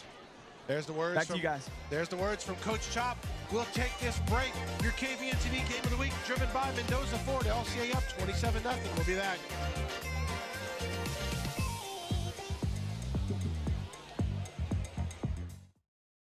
Hey, it's Danielle Mendoza. Welcome to Mendoza Ford, where car shopping is made easy. Excellent service, friendly staff, and a huge variety of both new and used cars, crossovers, trucks, and SUVs. At Mendoza Ford, our customer service is taken to the next level, and our inventory is too. We are your exclusive Rocky Ridge truck dealership in Acadiana and now offer aftermarket upgrades to elevate your driving experience. Shop Mendoza Ford in Maurice or check us out online at mendozaford.com, where we make selling cars personal. I'm Ty with Acadiana Garage Doors. Do you have a back patio that you never use because it's just gross? Let us enclose that area with glass garage doors to add both valuable square footage and function to your home that can be used year-round. Call Acadiana Garage Doors today. Our project at our home was a very large back patio. So adding the garage door allowed us to utilize a huge part of our house that we really weren't using before. The team from Acadiana Garage Doors had it done by the end of the day, and they're just awesome. In today's world, cybersecurity is essential. Is your company prepared? Vital Integrators is your trusted partner for tech and cybersecurity solutions. Whether you have an existing IT team needing expertise or want to fully outsource your tech and cybersecurity, we provide tailored solutions to fit your unique needs and budget. Don't leave your security to chance. Trust Vital Integrators to protect your business in an ever-changing digital world. Vital Integrators, your solution to a complex digital landscape. Welcome back into Knight Field. Jay Miller here for the halftime show. It's been LCA Knights all first half. They lead 27-0 here at half on the Mendoza Ford Game of the Week. And so it's a great atmosphere tonight. It's fantastic. To all the business leaders, all of you, we ask you to contact us, info@kvntv.com, if you'd like to run your business ad on KVNTV on the Mendoza Ford Game of the Week. You see the LCA Knights cheerleaders performing down at midfield here for our halftime show, and we're gonna get buckled in for a great second half. A lot of things happening around the campus. I'll give you a quick campus update. The field behind me is your Lady Knights softball field. It is under construction. It'll be an amazing facility with turf, lights, dugouts, and more. And the LCA baseball team is also getting an upgrade as new LED lights are going to be provided for your LCA Knights. Once again, thank you everybody for tuning in to KVNTV, home of the Game of the Week, sponsored by Mendoza Ford. This week, we went into the studio and got to sit down. Hayden Lassard got to sit down with our senior defensive captain, Luke Green. And so they sat down and talked about what it means to wear the number 3. We'll go right now to the interview with Luke Green, followed by some videos and some segments. Enjoy your Mendoza Ford halftime show here on KVNTV.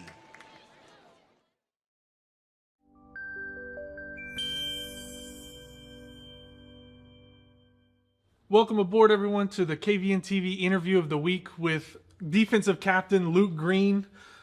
Senior, he's wearing number 3 this year, the second year wearing number 3, so congratulations on that as always.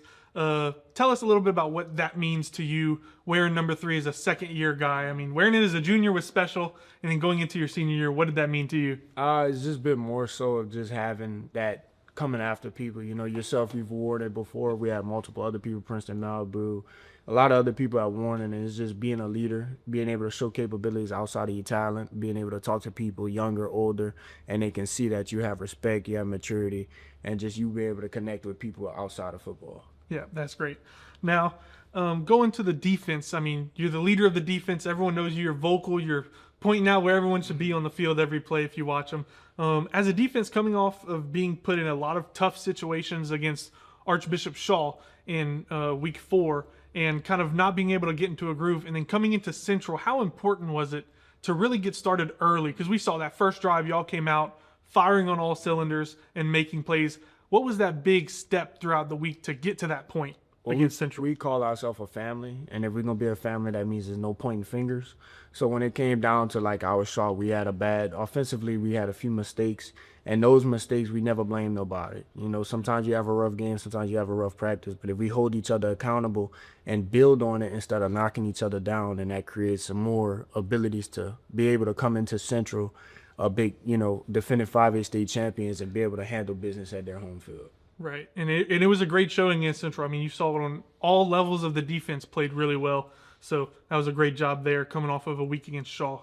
And so how was the transition be for you personally? Normally you've been playing on the back end a lot, you know, 10 yards off the ball, 12 yards off the ball, seeing everything. Whereas more of this year, you're playing inside the box a lot, at the line of scrimmage. How has that transition been for you personally as a player on the field? It was, at first, it wasn't too bad because of my sophomore year, I played a little bit of outside backer.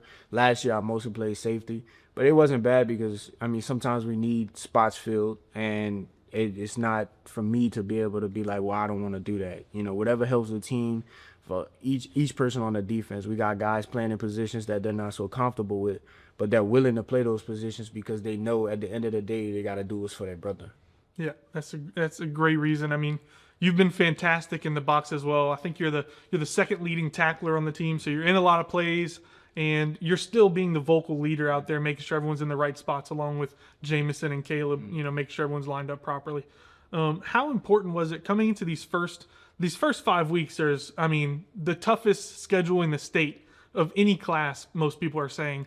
And last year going 1-4 to now this year coming in and flipping it over, and now we're 4-1. How important was that for this group, for this team as a whole, to be able to do that going into this year? It all started with leadership. You know, Coach Chop being a vocal leader, Coach Mitch being vocal, them two at the helm, and it's carried that energy down to us. The seniors have played a big part in it. Everybody's being leader in their own way, because not everybody's vocal, not everybody can show on the field, but they can be a leader in each aspect in different ways. And so them being leaders pushing to the younger groups, and they seeing us doing hard work, so then they're like, okay, well, we want to match that.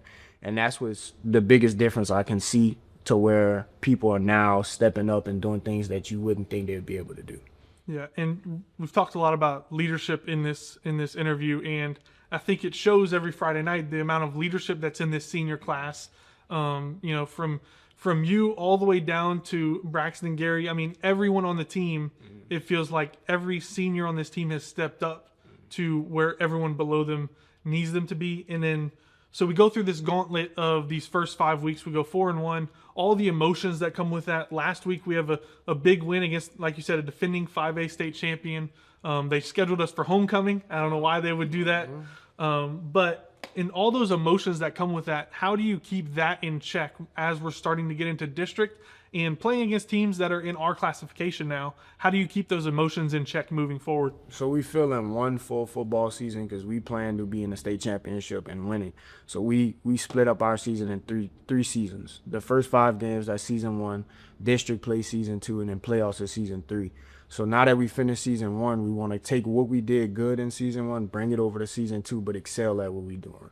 So the spots where we messed up, we want to make that the spots that we good at. And then the spots that we was good at in season 1, being the first 5 games, we want to make that what we're perfect at. Right, I got you. And so you said, I mean, the goal every year for LCA and the expectation every year for LCA is make it to the Dome and win the state championship. Last year came up short, first time in 7-8 years that we haven't made it to the Dome. What's different this year compared to last year for that run to happen? I would put more so of just less distractions. We had a lot of outside distractions, people being against us. I mean, that's always a usual. People will be against us, they'll count us out. But it's less distractions this year because we're not focused on it. You know, we're keeping everything between the people that's in the white lines and the people on the sidelines. That's who's contributing. That's our family when we in between games and at practices. So we stick together and we don't let other people dictate what we do.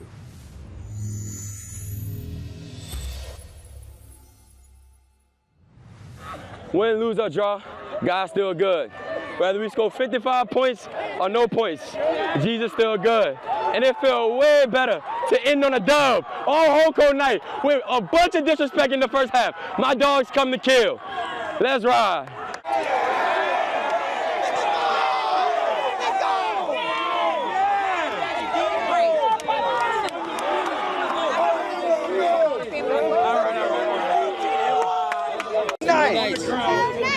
Woohoo! Let's go, Night Nation, baby. Stand up. No, here we go. Give me your thoughts, Coach. Hey, it's a wild one, but a win's a win. If you win by 1 or you win by 100. Hey, offense had our back this week. Hey, Coach Chop said, hey, we're going to go win it. Hey, get us one stop at the end. Got the defense together. We said, guys, hey, we're going to get it done right here. Went out with something that we've never shown before. Had success with it. Hey, maybe we should have done that a little bit earlier, but we'll take the W. Undefeated? Yep. They're not anymore. Hey, homecoming ruined? Absolutely. Yeah. Hey, want to go to the thing. The night train is back, baby. Yeah. Hey, the beauty of it is, hey, I better see every single one of you. 8:30 tomorrow, ready to get back to work. Yeah. Hey, listen. Hey, we're gonna pray. Parents, y'all are awesome. Thank y'all. Hey, we're gonna pray. We got about 10 minutes, and then we gotta get back on the buses. Hey, let's go, palms up, let's pray. Good you've been to us. We prayed last week at the end of a difficult loss that we were gonna give you the glory, win, lose, or draw, because that's what you command of us. Lord, tonight's a whole lot better. So thank you for allowing us to come through tonight. I pray that you be with every person that came with us, that they would be safe on the way home, and that we would come back tomorrow ready to work and ready to get better and ready to bring you glory and honor with every single action, every single word, and every single thought. In your son's name we pray. Amen. Amen. Hey, love you, boys. Love you too, Hey, legacy on 3. 1, 2, 3. Legacy. Come on, homecoming. Hey, let's go. Come on, man. Let's show them why we top dogs, man. They think since we 2A, they think we sweet. That's not how it works. It's an insult. It's homecoming. It's an insult. That's enough said. And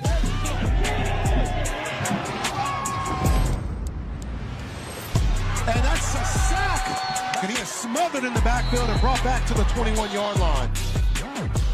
Walker throws it wide open, and it's caught down the far sideline. Wow. Braylon Allen. That's an easy touchdown for Kellard. A wide open hole. Defense bringing the pressure. He eludes it, does play, but not that time. It's a fumble. That's an interception. Down the sideline. He's out past the 20. Kellard out in the open, out past the 10. Touchdown Knights. Throw to the end zone.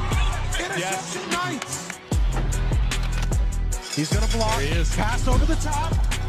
Did he catch it? Draylon August. There's the give to the running back up the gut. And touchdown Central. Kellard pops it to the outside. Touchdown Knights. Throws it to the end zone. Touchdown Central. First down and then some. Walker. Touchdown Knights. You really got to tip my hat to the kids. Phenomenal job.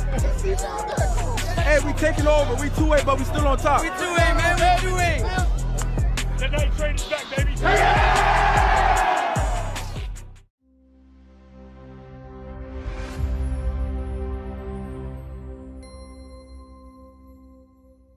Night Nation, join us live from the KVNTV studio every Thursday night for Nightcap. Jay Miller, Hayden Lassard will break it all down. We'll talk about the highs, talk about the lows, and give you some insight that you can't get anywhere else. KVNTV Nightcast every Thursday night. Put it on your calendar.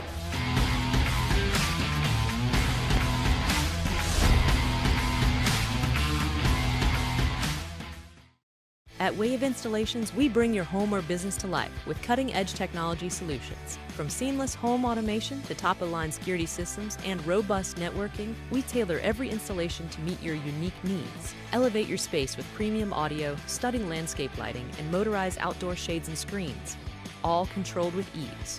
And with reliable Wi-Fi and smart surveillance, you can protect what matters most. Wave Installations, the experts in custom technology integration for your home or business.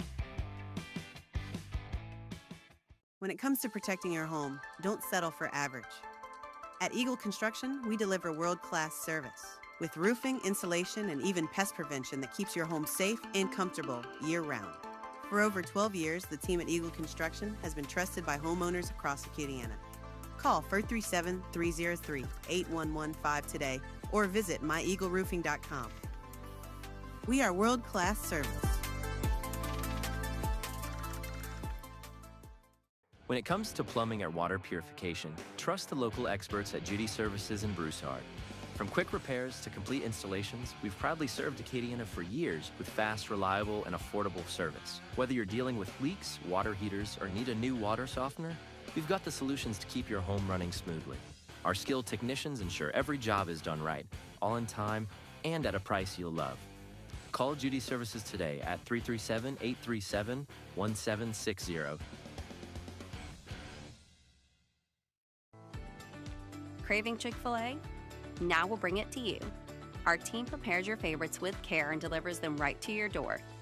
No matter where you are, your Chick-fil-A favorites are just a click away. Perfect for lunch, dinner, or anytime in between.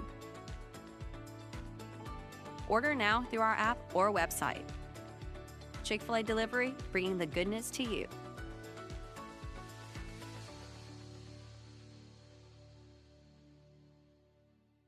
Since 1986, Acadiana Garage Doors has been the trusted name for garage doors in Lafayette and surrounding areas. For over 30 years, we've proudly served our community, delivering only the finest quality parts and expert craftsmanship in every phase of garage door selection and service. Our showrooms are designed to help you find the perfect garage door and hardware to complement your home. And with our unmatched expertise, we make sure you get exactly what you need. From installation to maintenance and repair, no one does it better. Are you ready? All right, welcome back everybody to Knight Field. Second half, about a minute and a half away.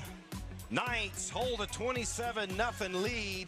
It'll be Tigers' ball to receive in the second half. We'll turn it over to our talent here after one quick commercial. They'll give you some stats, some highlights, and we'll have the second half. You're watching the Mendoza Ford Game of the Week here on KVNTV 19.2. District 62A, we got a good one. Are you ready to take your business to the next level? Let our expert team craft a custom commercial that showcases what you do best. KVNTV, where your business shines. Contact us today to start your commercial journey. KVNTV, let's make something great together.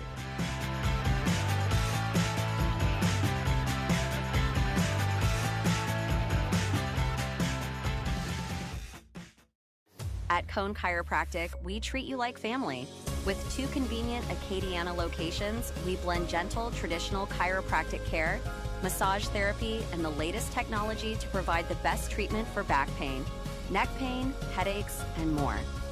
Our complete X-ray lab, advanced techniques, and expert staff ensure a therapeutic and seamless experience. Cone Chiropractic, your trusted partner in healing. Southern Classic Chicken is a North Louisiana favorite, famous for crispy chicken and that pepper on the side. And they kept it simple, fresh, and full of flavor. And now, for the first time, they're franchising. And guess what? Lafayette, the hub city, is the very first franchise location. I'm excited because I've heard great things about the chicken. And you know, one thing about people here in Southwest Louisiana, we love good food, and we understand that's what we can expect with Southern Classic Chicken. When it comes to running your home or small business, you need a partner who does it all. At Postal Annex, we make shipping simple with UPS, USPS, DHL, and FedEx all in one place. Need a secure mailbox with 24-hour access? We've got you covered. From printing and small banners to custom gifts and sublimation, our in-house graphic designers brings your creative ideas to life. Postal Annex, your one-stop shop for shipping, printing, and small business solutions. We make business easy. And welcome back to Knight Field as your LCA Knights lead the Lafayette Renaissance Charter Academy Tigers 27-0. As LCA, you know, even though Coach Chop said the offense has not played well, to put it kindly, in the first half, the offense does have 3 touchdowns to its credit. The defense having a pick 6. Offense getting it going in the second half, in the second quarter, Deontay. Yeah, you saw in those last 2 possessions, LCA had the offensive line kind of got it together. They were making some blocks, giving some holes, giving Walker time to throw the ball. So hopefully that carries over into this third quarter right here. And again, you know, at the beginning of the game, the Tigers won the coin toss. They elected to defer, and now they will get the ball to start the second half. But they are down by 4 touchdowns. Fairchild with the kick. It's a good one. Drives the returner back to the 10. Returner out past the 20. Makes a man miss out past the 30. Makes another man miss out past the 40. Near midfield, and that's where he's brought down. Holding call. I saw it on the play. He just kind of held him, pulled him inside. You'll see at the top of your screen coming up right there. See how he's holding, who's that, 30, 21? Yeah, that's Braylon Briscoe was getting held. That was Duyon on the return. So taking a look at some stats real quickly to recap the first half, Deontay. Yeah, so Walker's 9 of 13 passing for 88 yards and a touchdown. He rushed for 8 carries for 82 yards and a touchdown. Braden Allen, 2 catches, 45 yards and a touchdown. And Davian Baptiste had 4 pass breakups and 5 tackles out there at the DB spot. Luke Green, of course, with the interception return for a touchdown. And so that penalty, a costly one, as it brings the ball back about 24 yards to the 26-yard line. So 2 receivers for the Tigers, 2 running backs. There's the snap is high, given to the running back. He's got room to run out past the 30, and he'll be brought down at the 32-yard line. Jaden Polk on the carry. Yeah, good job right here by the Tigers. Jamie Marzell. Not sure if he was supposed to stunt inside or not, but that's what he did and opened up that outside. Luke Green on the tackle. What he wants to do right there is he saw the running back was going to maybe come inside, so he flashed inside underneath. What he needs to do is collapse the blocker into the hole and keep your outside arm free.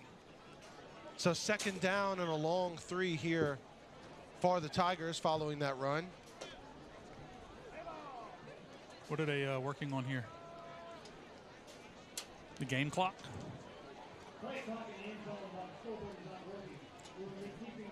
Oh. Play clock by the scoreboard is not working. So they will keep it on the field. By the way, if my math is correct, that carry just put LRCA at 100 yards total offense. And I am correct on that. So 2nd down and 3 for the Tigers. There's the give. Running back on the right side out past the 1st down marker. And that'll be a gain of about 6.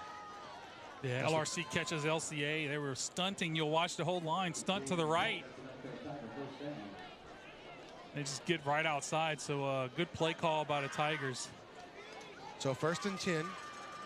There's the give to the running back who tries to pop it to the outside. Only gets about a yard on that one before he's forced out of bounds. That's Demarion Green on the run. Yeah, watch Jaden Arsenault right here, number 5. Look at him. He's in the backfield. He blows the whole play up. He does not make the tackle, but he allows Karen Zvea to come in and make the tackle for a 2-yard gain. 2nd down and 9. Green shrugging off the tackler, but the momentum forcing him out of bounds. So 4 receivers this time for the Tigers.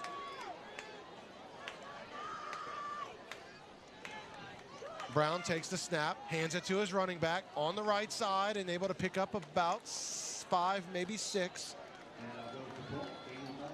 Yeah, good job by that defensive front. Yeah, Joseph Adams get a hold of the jersey, brings him down. Jaden Polk that time on this run. They're going to make it 7 yards on the carry. There's the give to Polk again, and he's near that 1st down marker. I don't think he got it. They're going to mark him just short. Yeah, he's going to be about inches short, actually. Good job by Marzell and long close, piling that up inside. They'll make him about 3/4 of a yard short of that 1st down. This will be a big, big stop if LCA can pile this up right here. So 4th and inches for the Tigers. If they want to stay alive in this game, they may need to convert this.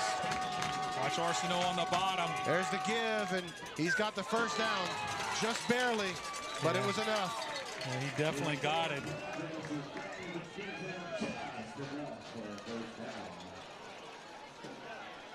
Good job by Arsenault. Look at him. He just takes on that block and just actually pushes big number 61 about a yard backwards.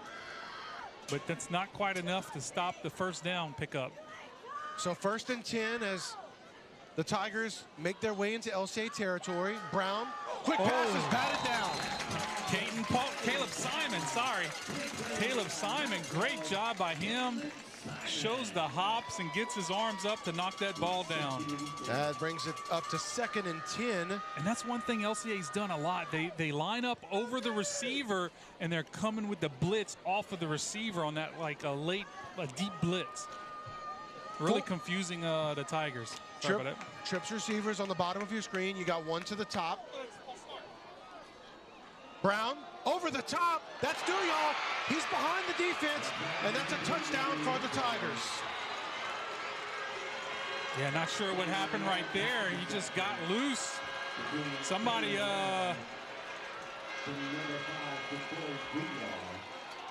Oh, that was on Braylon Allen. Safety right there. I think he came up, and you know what he did? The quarterback pump faked the ball first on the slant, on the post part of it. And then after that, he did a post and go, it looked like, or something like that. So a 49-yard touchdown reception. Yeah, and it should have been a false start. There's the kick is up, and it is good. So the Tigers get on the scoreboard in the second half, trim the lead to 20. LCA up 27-7. Your KVNTV game of the week driven by Mendoza Ford.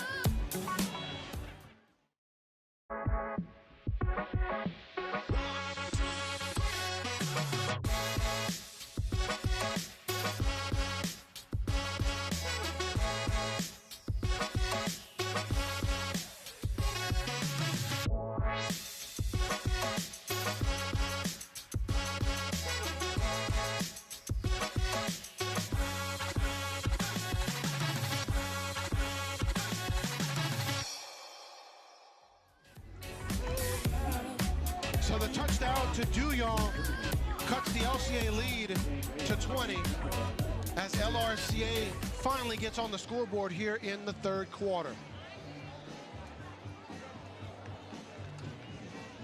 27-7 in favor of the Knights. Yeah, let's see what this LCA offense, what Coach Chop got fixed in that halftime, and Coach Figueroa. Zeno with the kick. Will be taken in at the 21 by Vaillant. Splits the tacklers and is brought down at the 27. Yeah, well covered by the Tigers on that one. The LCA's offense taking over, first down and 10, and they're going to mark him down at the 28. In a half in which they scored 3 touchdowns, but Coach Chop saying going into the half that their offense has sucked. Yeah, you know, that whole first quarter and half of the second quarter, they were just kind of sluggish, didn't really get the blocks they needed to get blocked, so hopefully they came out and got some things fixed here. Allen goes into motion. They're going to give it to Bellard, right side of the line as he bowls over tacklers and picks up a couple, makes it 2nd and 8. Yeah, we're going to miss the linebacker on the block right here, number 3. Casey Sellers in on the tackle. And that's been one of the issues tonight, is letting that big lineman up at the nose guard and then the backer loose. 3 receivers and a tight end for the Knights. Walker keeps it. He's got his tight end near sideline and brought down at the 37. So it'll be about a yard short. Whitney on the catch. Yeah, this is what I want to see Whitney do from now on when he catches the ball, is just get up the field, put your shoulder down. It looks like he's trying to make a move, all right? You're a tight end. You're not going to be making great moves on these DBs. Well, as he continues to get better, we may see more of that, but only a sophomore right now. And as you said, Yanni, it's all about the fundamentals early on for him. And they gave him that first down. Yeah, great throw, great catch. Yeah. You know, it's just one of those little things that he can learn from. Oh, yeah. But Whitney getting himself more involved in this offense. You know, last week we saw him with some great blocks, run blocking, even on pass blocking as he lifted a defender last week. But getting a couple catches here in tonight's action. There's the run by Bellard and just continues to push the pile as he picks up about 6 on that one. Yeah, the offensive line gave him 3 and he got 3 more. You see the wall that the line puts up right here. And Bellard knocking back big number 98, Tyler Yoakum on that run. We talked about Yoakum earlier. Yeah, he's been a big anchor for this Tiger defense tonight. He comes off the ball very snappy. Walker gonna follow his block. That's Bellard, and he gets to the outside and out near midfield, and that's enough for another LCA first down. There's a late flag though coming in. A little action on the sideline here, and it involves Braylon Allen as Leday's trying to get Allen away from the official. I'm not sure who the penalty's on here. That's a good question, DeAndy. We're trying to figure that out. That is a first down, but let's see what the call is here.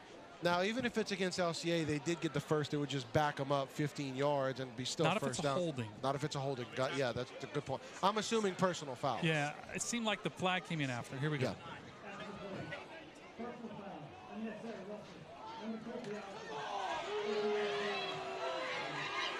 Who'd they call it on? I know it was on LCA, but what number? Number 4 of the offense? Well, that's Draylon August, if that's the case. So it's going to be assessed at the end of the run. So it should be first down, but it'll bring the ball back to the 35. I'm saying number 4, but I could be wrong. I don't know. I don't know that it's Draylon August. I didn't hear 4, so I'm not sure. It should be a first down here. They got it still marked as a second. Yeah. But it should be first. Because it's a dead ball foul. And I didn't see what exactly happened. Well, that's Coach Chop telling. You can hear him with the microphone, through the microphone saying, "Back up," trying to turn the temperature down here.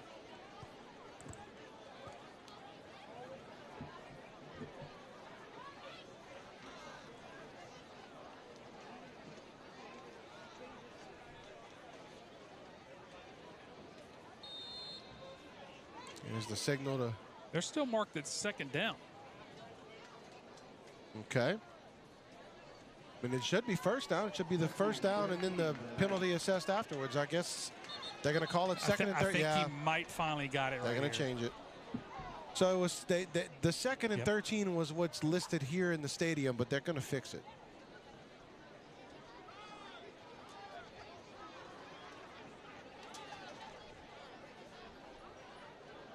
It was definitely a first down on the run.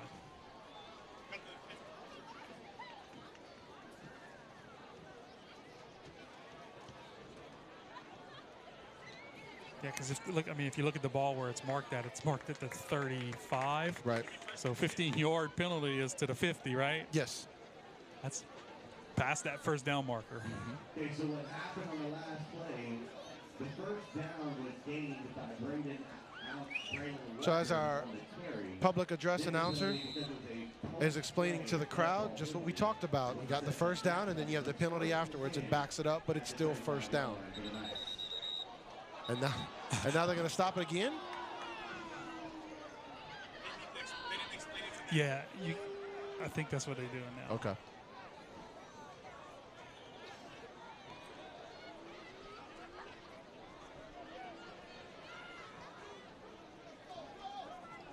Fans getting a little restless, but the officials just making sure to do their job here, do it correctly.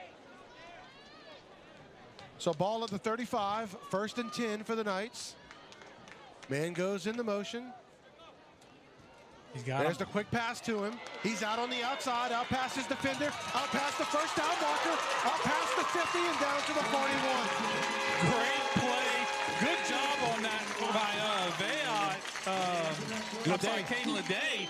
He does that return. He comes in motion, goes back. Well, 25 is completely behind him at that point and cannot catch him. So great play call. Well executed by this LCA offense. 22 yards on the play as Leday picks up another LCA first down. 3 receivers bunched at the bottom of your screen. Walker flushed from the pocket. And he's going to keep it himself. Makes a man miss out past the 35 and down near the 31. That's enough for another LCA first down. Yeah, great move. He looked like he had the angle on him, but he just kind of kicks it in that second gear, and then he's gone. And of course, Allen downfield with a great block helps him pick up another 5 yards on the play. 12 yards overall on the pickup, and as we mentioned, LCA moving the chains once again. Ball at the 31. 4 receivers for the Knights. You got 3 of them bunched at the top of your screen, and you got Braden Allen at the bottom of your screen. Yeah, they're in cover 1 right here. Walker back to pass. He's got time. Now he's flushed. There's the pass, and just misses his intended receiver, Lede. That brings up 2nd and 10. Yeah, tough throw right there. He's running towards the sideline and tries to make that throw to Lede. A Tigers defender down on the field at the 38-yard line. We're going to keep it here. Looks like cramps. Yep, stretching the cramp. Yep, that is definitely the cramps. That's Draylon Francis. We're going to go ahead and take the injury timeout with him. It's your KVNTV Game of the Week, driven by Mendoza Ford. LCA on top, 27-7.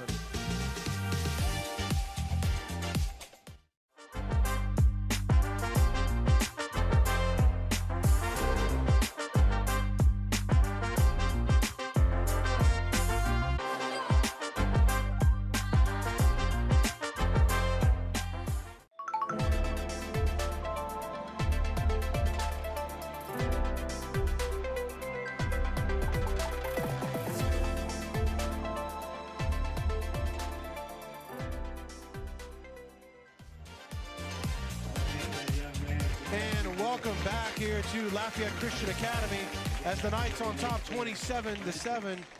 The incomplete pass bringing up 2nd and 10 as you can see there the injured Tiger able to get up and walk under his own power, so that is always a good sign. But of course, not surprising, cramps playing a factor there as he's going to have to go to the sideline and get some hydration going.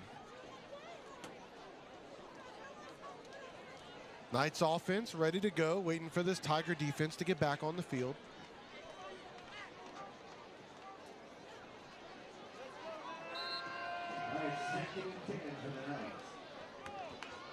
You got trips receivers at the top of your screen. You got Whitney, the tight end, on the right side of the line. There's the give to Bellard. Nope, it keeps it Walker. Walker throws it wide open as his receiver out to the 10-yard line and brought down at the 5, but there's a penalty flag on the play. Yeah, it was an RPO. You're going to see number 68 and 57. They're up the field. It may not have been an RPO because you wouldn't be up the field on an RPO. They were blocking like it was a run play. So Walker just tried to make a big play right there. Ineligible receiver, the call against the Knights. It'll back it up, wipe out the big gain. Yeah, definitely the right call there. And we don't like it. Of course, the LCA fans don't like it, but hey. You know, the lineman can't be running pass routes. Yeah. That just puts too much pressure on the defense. 2nd and 15 for the Knights. Same formation, trips receivers will be at the top of your screen. Whitney, the tight end. They're going to run it to Whitney's side. He's got plenty of blockers. There's Walker, but they're throwing the penalty flag, even though he's near the 1st down marker when he goes down. Let's see what the call is on this one. It's a holding call. It looks like they're looking at Torrey, maybe. Yep. He just got him a little bit. That was enough, though. Whenever his left hand kind of tugs the shoulder pad, I mean, they're going to get you whenever it's something like that. So I can't complain about that too much now, you know. That'll back up the Knights. Wipe out that big run. 2nd and 24, so it's a loss of 9 on the play after it's all said and done. Yeah, because the ref's going to see the player try to make a move towards the runner, and he couldn't because and look, he didn't even have to do that. I know. Because if he just keeps his hand there and the guy can move, he's never going to get there. But the instinct of protecting your guy from a defender, I get it. There's the snap. Walker back to pass over the middle. Makes a man miss as August. Makes another man miss inside the 20, and he picks up enough for an LCA 1st down. Phenomenal route right here, and then great job just snatching the ball and making some great moves up the field. Man. Draylon August on the catch, a 25-yard gain.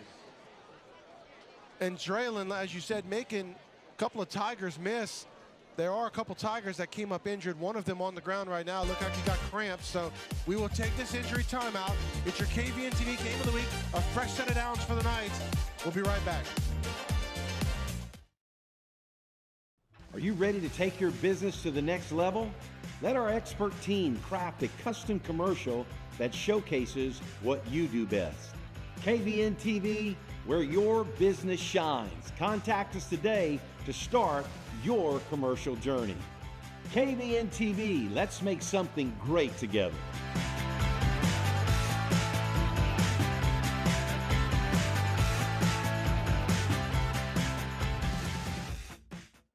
When it comes...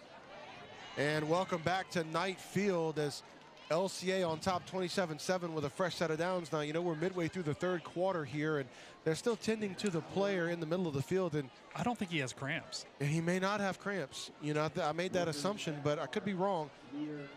You know, one thing we did, you know, talk about off the air that, you know, this team's LRCA has been involved in nothing but blowouts this year. And with that, they haven't played a complete game this year. And going to go up against this LCA team, they're having to play all the way through. And you have to wonder if that's becoming a factor for them as well. Yeah, stamina issue. I think it was cramps. I think it's just a really bad cramp. Yeah. He's still limping I off the remember field. being that age, getting cramps in my legs that felt like I had a bullet shoot through or something, man. Like, just awful. I had really slow twitch muscles, so I never had that issue. Really? Well, lucky you. I'd catch him at random times, man. It was awful. It was Nothing more a worse- joke about how slow I am, Oh, well. okay? Nothing worse than waking up in the middle of the night with an awful cramp. All right, trips receivers to the far side. There's the gift to Bellard. He is into the end zone for an LCA touchdown. Never mind. There's a penalty flag down, and I think this one's coming back. Yeah, they're going to call it on Wyatt Whitney right here. Let's see. He does a great job block. Yep, holding. Good Boy, call. Well, that's a quick hold, though, if that is the case. I mean, you can see the jersey pull, and the kid's trying to get away, and he can't. Man. Like, he could make the play, so Wyatt's just got to keep moving his feet. Now, he didn't give Wyatt's number, but I know That's that's who it was. Man. And I was about to say that was beautiful blocking to seal it off, but he's just got to keep moving his feet. It was. He was right where he was supposed to be. You just keep moving your feet, and then just don't grab. Just keep pushing them. So 2nd and 20. No, excuse me. I'm sorry. 1st and. Let's see here. Give to Bellard, and that's a no gain. I'm still confused at where they have the ball spotted. Because where the penalty happened so far down the field. Okay. So it's 10 yards from the spot of the foul. Oh, so okay. Yeah, so still first. It was so still first, and yeah, okay, 2nd and 12. Thank you. Yeah, good job by Big 98. He comes in and basically blocks the doorway for Bellard. All right, 2nd and 12. Knights with 2 receivers on each side. Bellard in the backfield. Allen going into motion. High snap. Walker. He gets rid of it. One-on-one. Incomplete, but there's a flag at the 30. And it's going to be on the defense. Roughing the passer here, probably. There's the replay. Oh, There's the hit. He hit him in the high, helmet, too. In the helmet, yeah, with his hands. Yep. It was unnecessary. I tell you what, he had a touchdown if he throws the ball to number 1, Jace Babineau, across the middle on the post route. Another player down. You can't see him on the screen. He's in the end zone for the Tigers. Is that cramps also? It seems like cramps. Looks like she's trying to stretch that calf out. And if the camera keeps panning to the right, you'll see him. Man. And look, you know, we're in October, so they stopped doing the water breaks, right? And so most teams, you know, you're not having the cramp issues in October. That's why they stopped doing the water breaks. But like we talked earlier, LRCH. Or LRCA, yeah. They haven't had to play a full game, so their stamina's probably not quite there because most of your conditioning's done in the off season, and during the season you're not conditioning as much during the week because you're getting ready to play a game. And so, you know, LCA's had to play a lot of 4 quarters, you know, of games against the best of the best. Yeah, against extremely good competition. So after all that's said and done, LCA will have it 1st and goal. I think they can pick up a first. The markers are out there. If they have the markers up, that means they can pick up a first. Okay. Otherwise, they just throw them on the ground. So it looks like you're right. I'll mark it at the 11. So 1st and 10 at the 11. So we'll make that adjustment on the screen. So 1st and 10 Knights following the unnecessary roughness penalty. Now they have been, is that 98 and 99 in? Man. Look, they have done a great job, those two defensive tackles, Tyler Yoakum and James Jones. They come off the ball extremely quickly. They stay low. They kind of really disrupt a lot of things. I mean, they're big guys, so, you know, it's not going to be easy to move them. So good job. Good to see Zion Baptiste, or excuse me, Kamari Jackson, the cornerback, up for LRCA. Zion Baptiste going to come into his place, as Baptiste is a wide receiver, going to go play defensive back. I want to talk about that pass play earlier that got the roughing the passer. That was a really nice throw by Walker. Yeah, he put it. I mean, he put it right in the right spot for his receiver to make a play. Just the defender made a great play on that one to break up the pass. So 1st and 10 at the 11. 4 receivers, 2 on each side for Walker. There's the gift to Bellard up the middle. Not quite able to break through as he gets it inside the 10. Only about a 2-yard gain. Brings up 2nd and 8. Yeah, good job. It's really tough to run inside with those 2 big defensive tackles. You're not going to move them. You're just hoping to kind of get through a gap between them somewhere if you're going to try to run inside. And look, I mean, so they're both juniors. Both juniors. They'll be back next year. Yeah, well, they'll be up in 4A, I believe, playing. So 2 receivers on each side, but they're bunched on each side. Walker eludes the blitz, steps up into the pocket. He's going to run it in himself. Touchdown Knights! Great run by Walker. Breaks out the pocket and just takes it to the house himself. Good block on the back end by Jace Babineau, I believe. Yeah, good job. 9-yard touchdown by Walker. Puts the Knights on top, 33-7.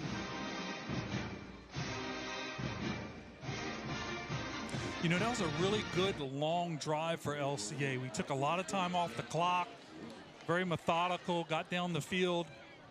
There's the extra point up, and it is good. Not pretty, but it went in. 34-7, LCA on top. 3rd quarter action. We'll be right back to your KVNTV Game of the Week, driven by Mendoza Ford. When it comes to plumbing or water purification, trust the local experts at Judy Services in Broussard. From quick repairs to complete installations, we've proudly served Acadiana for years with fast, reliable, and affordable service. Whether you're dealing with leaks, water heaters, or need a new water softener, we've got the solutions to keep your home running smoothly. Our skilled technicians ensure every job is done right, all in time, and at a price you'll love. Call Judy Services today at 337-837-1760.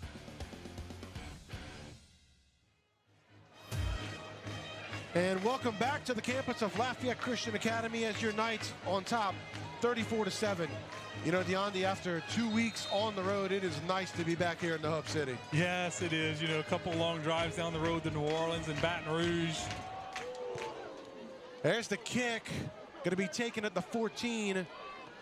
Returner out past the 25 and brought down at the 30. That's Carter Roberts on the tackle. Yeah, Caden Paul did a good job to make them change directions. Carter Roberts does a great job with the open field tackle. That's number 21 on the carry or the return, Jaden Polk. Yeah, and Caden Paul goes up and kind of gives him 5 because Caden knows he was supposed to stay outside, but he went inside to make that play. And Carter kind of picked them up right there. All right, 1st down and 10 for the Tigers after they opened the second half with a long touchdown pass to Ja'Cory Douillon. There's the give to the running back, and Polk is brought down in the backfield. Yeah, Braden Longclose blows up his guy and just makes the tackle 2 yards in the backfield. Look at him right there, number 99. Great job, young man. Makes it 2nd and 11.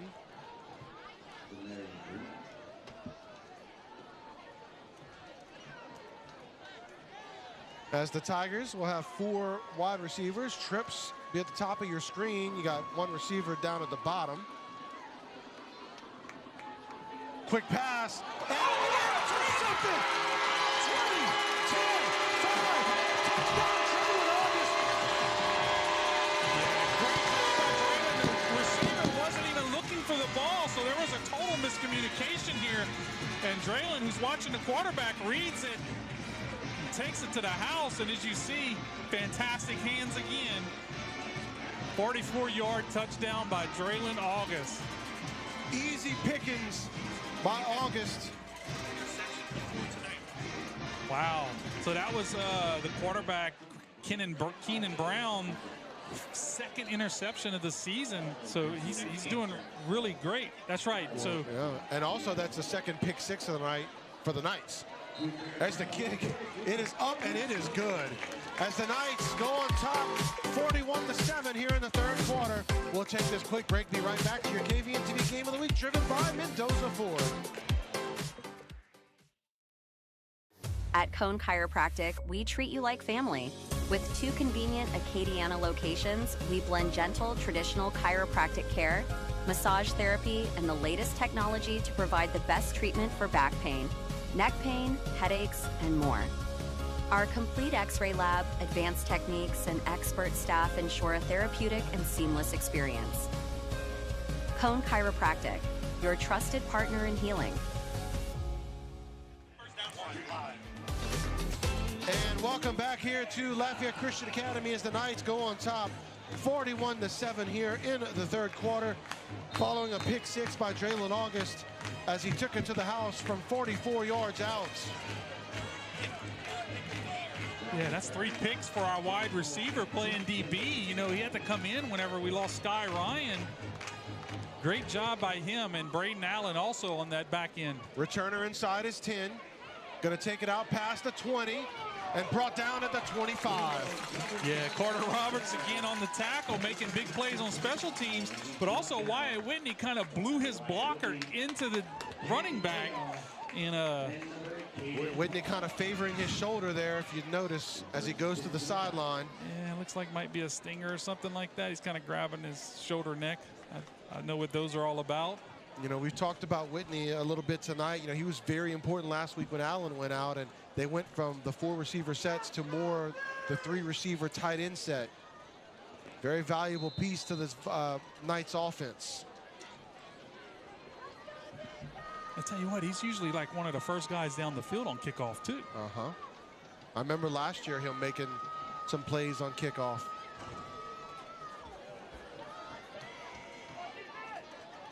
There's the snap. Brown going to go deep. One-on-one. No. Good coverage. Who was that? That was Karen Sveat again tonight with great coverage, running stride for stride on Shamar Taylor. You know, the pass was thrown decently well. Just great job. And Veat's the only one who had a chance for that ball there. The Tigers not afraid to throw it deep. And what the Tigers did on that play, they kept their running backs in the block. So they had 5, 6, 7. They had 7 blockers and gave the quarterback plenty of time to throw the ball. So look for that throughout the rest of this game. There's the quick pass and incomplete as he was looking for Douillon. But Jaden Arsenault was going to probably light that up if he catches it. Because you'll see him, he's playing defensive end, but he drops in coverage, and you see him, he's coming. Yeah. He was ready to put a good hit on him there.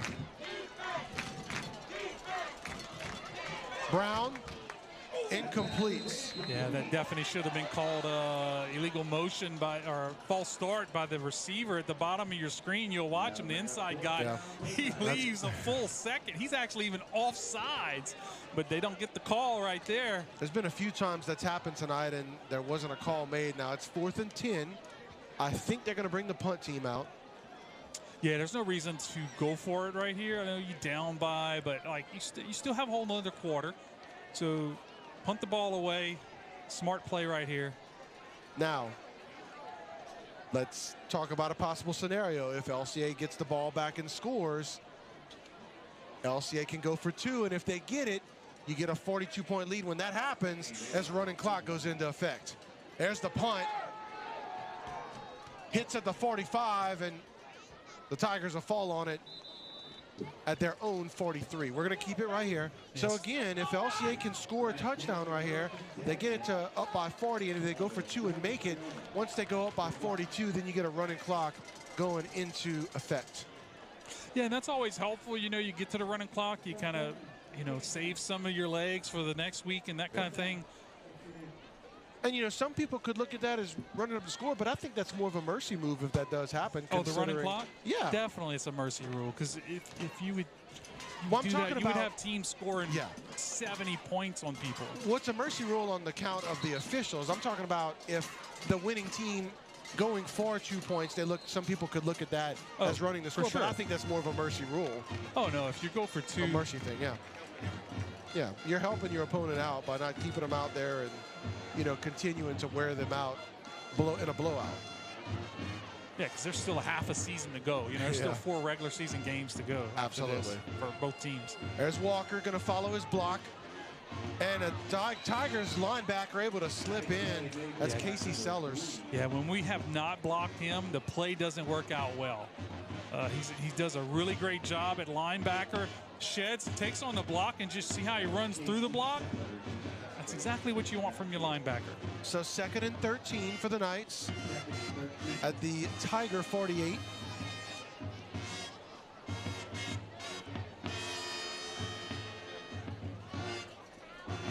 Receiver goes in the motion. That's Babineau. Walker back to pass. He's got time. He's looking for Allen. Incomplete. Yeah, I think that's both players kind of hand fighting right there. And to be honest, Allen kind of steps towards pushing inside and doesn't give himself an ability to catch the ball. Allen's like fighting with him so much, he kind of fades inside of that pass. So no call on the play, and it'll bring up 2nd and 13. And I'm fine with that no call. That was Allen was pushing, he was pushed, like they were both hand fighting. So there's Allen. He'll be at the bottom of your screen. Walker back to pass. He's got a nice pocket. Steps up. Runs into one of his own men, and he goes backwards, and he is sacked in the backfield. He went the wrong way. Yeah. I mean, he turned, like, he's kind of breaking, the pocket's breaking down, and he turns and runs backwards. It's like, it's not the way to go. Get up the field, get what you can. And if we'd have picked up, you know, if we'd have had 4th and 5, Coach Top probably goes for it. Nevertheless, it'll be 4th and 20, and the Knights out to punt. Whitney at his 34. There's the snap, and Whitney gets off another good punt. Going to be fair caught at the 24-yard line. Man, he probably shouldn't have fair caught that one. He had plenty of room, but it was such a booming punt. Like, I could hear it up here through the headphones of the thud of the foot off of Wyatt. So I guess his shoulder's okay. Yeah. I think he just had it stretched out on the sideline and not really favoring it anymore, but the work he's putting in at punter, he's doing a fantastic job there as well. So let's see this LCA defense come out, and let's get a good stop here. And let's not talk about LCA scoring and you know, getting to running clock before we get it. Are you saying that might have been the announcer's jinx there? All right, back to passes Brown, and it's tipped. And is it incomplete? Oh, my gosh. Braylon Lonclose almost has a pick, a lineman's dream. Yeah. I mean, he gets his hands up. Look at him read the pass. Like, just danced on the offensive lineman's helmet. 61 has no clue what's going on. He's like, what are you doing? Man, good recognition by Lonclose right there. Oh, net in the backfield. Jaden Arsenault just comes blazing off the top edge. Watch right here. I think somebody just, nobody, 57 was pulling and was supposed to pick him up. He's just not quick enough to get over there.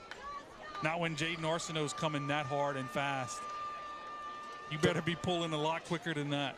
30 seconds to go here in the third quarter.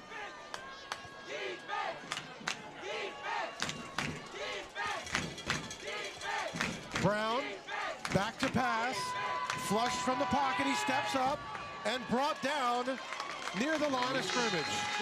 Yeah, Joseph Adams right there. They collapse, the whole line collapses the pocket, and Joseph Adams does a good job. He's double teamed, but he gets off the double team and makes the tackle. Good job, Braylon Walker in on there too. And with that, end of the third quarter, LCA on top, 41-7. We'll take this quick break and be right back with the fourth quarter action as the Knights lead here on your KVNTV Game of the Week, driven by Mendoza Ford. Craving Chick-fil-A? Now we'll bring it to you. Our team prepares your favorites with care and delivers them right to your door. No matter where you are, your Chick-fil-A favorites are just a click away. Perfect for lunch, dinner, or anytime in between. Order now through our app or website. Chick-fil-A delivery, bringing the goodness to you.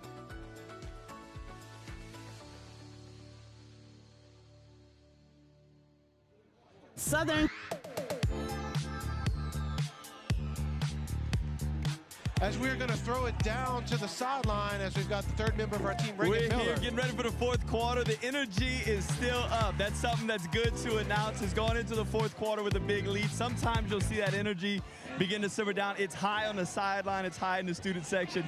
Expect one more good quarter of football right here. All right, thank you so much, Reagan. 4th and 12 for the Tigers. There's the kick and blocked. It's blocked. Jace Arsenault. There's Luke Green with the catch. He's going to take it back for a touchdown. Knights.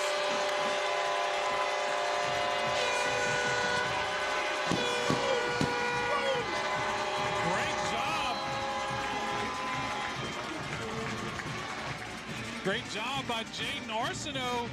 They just don't even block him. And then Luke Green just says, thank you very much, Jaden. Luke Green with his second touchdown of the night, one on a pick six and one after a blocked punt. Wow, 22 yards on the return. And LCA is going to go for 2 here. You get 2 right here completed, and you get the running clock if you're LCA. So 47-7. But they got the swing and gate out right now instead of the offense. Well, it's how they sometimes run their 2-point conversion. Yeah. If they line up and they get what they get the look they want, so it depends on the numbers. They're looking at the numbers. There's a snap. Walker in the middle of the end zone. That's Wyatt Whitney, but there is a penalty flag on the play. I think the receiver was moving towards the line of scrimmage. Yeah, and Wyatt's the center, but he's the center, but guess what? He's the in man on the line of scrimmage, right? The line of scrimmage is over here where all the linemen are, and Wyatt's the in man on the line, so he can go out for a pass. I think Lede was moving up the field. Too many men in the backfield. Okay. Yeah. So, well, they just declined the penalty, it said. That's the indication by the ref, by the umpire.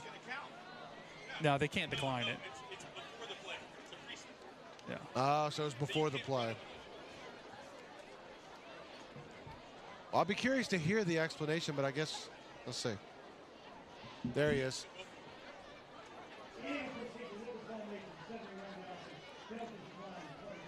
So legal procedure, it is declined. And so LCA is going to go ahead and just kick the extra point. It looks maybe. Go for it. Go. Yeah, go for it. There's. If they decline it, it's good. If they decline the penalty. Yeah, it's a touchdown or something. It wasn't a pre-whistle. So. All right, Deontay, explain. So it's still LCA ball. They can still run a 2-point conversion. If it's a penalty before the play, then LCA just gets, you can't decline that. Then if they decline it, then LCA gets the ball back at the 3-yard line and gets to run the 2-point conversion again. Right. So the Tigers need to take the penalty. LCA move back 5 yards, and then I'm wondering if that's what they'll do. I mean, LCA's got the extra point team out there, but I mean, why would you not go for 2 right here? I would go for 2 no matter what. I mean, there's no risk. No, there's not. Yeah, see, and that's why they're going to back it up 5.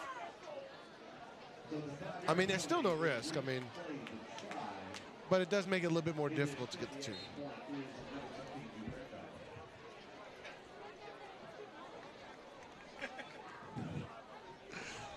All right, when it's all said and done, looks like Fairchild will go and attempt to kick on this one. There's the kick. It's up, and that was beautiful. That was his best kick of the night. That was a good one. All right, so with that, the Knights go up by 41, 48-7. Your KVNTV Game of the Week, driven by Mendoza Ford. Southern Classic Chicken is a North Louisiana favorite, famous for crispy chicken and that pepper on the side. And they kept it simple, fresh, and full of flavor. And now, for the first time, they're franchising. And guess what? Lafayette, the hub city, is the very first franchise location. I'm excited because I've heard great things about the chicken. And you know, one thing about people here in Southwest Louisiana, we love good food, and we understand that's what we can expect with Southern Classic Chicken. And welcome back to the campus of Lafayette Christian Academy as the Knights go on top by 41, 48-7, 11:50 to go here in the 4th quarter as Luke Green, it feels like a long time ago now after all that, Luke Green returned a blocked punt for a touchdown. But the Knights up big on their neighborhood rival here in the early moments of the 4th quarter. There's the kick, and it goes into the end zone. Oh, wow. That'll be a touchback. Wow, that's his first touchback on the season from, you know, a normal kickoff. Yep, and somebody LCA's cramping up, it looks like. That's Whitney. They're going to stretch him out. We'll take this break. Your KVNTV Game of the Week, driven by Mendoza Ford. We'll be right back. When it comes to running your home or small business, you need a partner who does it all. At Postal Annex, we make shipping simple with UPS, USPS, DHL, and FedEx all in one place. Need a secure mailbox with 24-hour access? We've got you covered. From printing and small banners to custom gifts and sublimation, our in-house graphic designers brings your creative ideas to life. Postal Annex, your one-stop shop for shipping, printing, and small business solutions. We make business easy. And welcome back here to Knight Field. There's the handoff to the running back, and it is read beautifully by the Knights. Good job by Marzell. He just flows in that hole right where he's supposed to be. You watch him, he's at the top. He reads it, and he's coming. Unblocked. Somebody, I guarantee you somebody was supposed to block him and did not. Second down for the Tigers. Brown and thought he found his receiver, but it was dropped. Now a late penalty flag comes in. Yeah, that's a strange penalty. They're going to call pass interference on LCA. Let's see what happens here.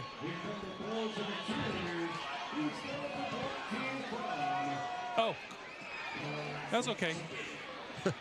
Okay. The receiver comes off the ball, and before he makes the break, the defender hits the receiver. So to me, it probably should have been a holding call because it was before the ball was thrown. But they called pass interference grabbed him. instead. Maybe he as he went away from him, maybe he grabbed him.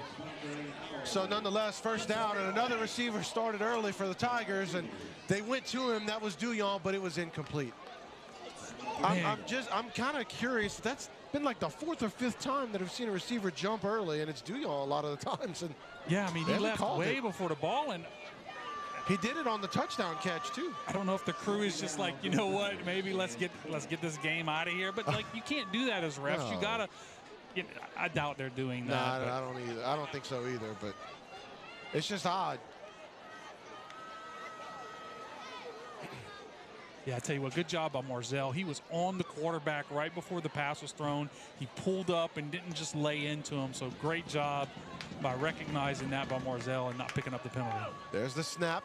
Nope, fakes give and throws out to his receiver on the far sideline as his receiver, good job of running through defenders, gets a couple more yards out of that, but it still brings up 3rd and long. Yeah, Caleb Simon, you're going to see him. He's going to come up and make this play. He's up at the top of your screen right here. Good job by number 20. Man, I've called his name all night tonight. Terrence Vayot, you know, on those pass coverages. But, man, great job right there, making the receiver turn in. Brown back to pass, steps up into the pocket. He's got some room to run. He's going to throw it. Tries to catch the receiver. It's intercepted. Braylon Allen with the catch. Allen on the return, gets a block. They're going to throw a couple penalties on that block. Allen's still going. He's out to the near sideline, out past the 50 and brought down at the 41, but it's going to come back, but it's still going to be an interception for LCA.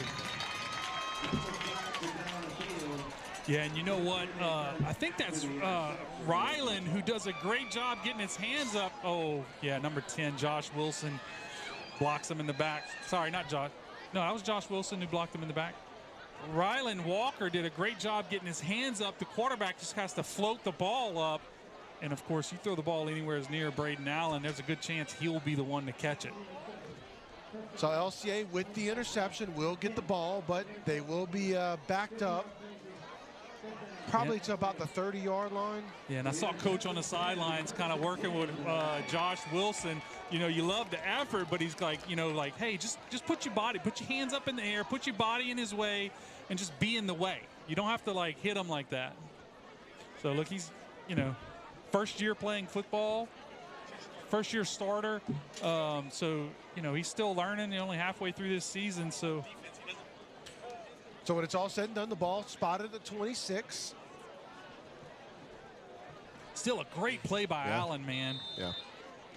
Yeah, it looks like Kaiser White comes in at quarterback with Aiden Welch at running back now. So White and Welch in the backfield. Welch gets the carry and nowhere really to go. He'll be brought down. And number 47, Aiden Welch. Yeah, really didn't have anywhere to go here. Look, I think that play was supposed to go to the right of the offensive line because that's where everybody was blocking. Welch just kind of broke it back to where all the defenders were.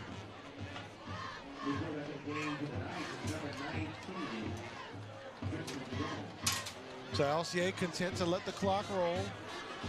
Yeah, and they're going to let that play clock just run as much as they can. You know, they didn't pick up that, you know, up by 42, so they, you know, they got to do it the old-fashioned way. High snap, quick pass, receiver catches it, makes 2 men miss, but eventually brought down for a loss. That was the wrong read right there. There were 2 guys on the receiver. But watch how he makes a miss, though. There's Vaillant with the catch, and look at the spin move. You know what, though? That was not an RPO. That was just going to be a direct pass. So that's a play. That's a called play. That's not a read play.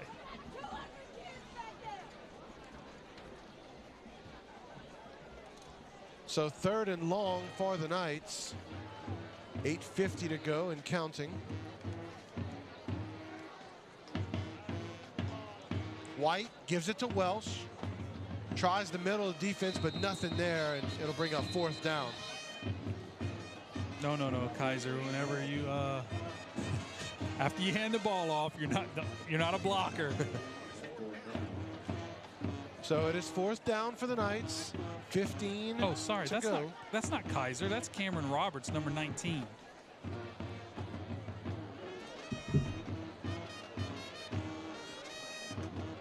Looks like LCA is going to call a timeout. Chop's walking up to the ref like he's going to call it with no time left. They're going to punt this ball away. They'll get it under 8 minutes to go when the timeout will be called. There's also there's a new tight end in the game too, right? That's the fullback 30. So timeout taken by the Knights, but we will keep it here as it is a 4th and 14 for LCA as Braxton Gary, number 30, he's in it for Wyatt Whitney at tight end.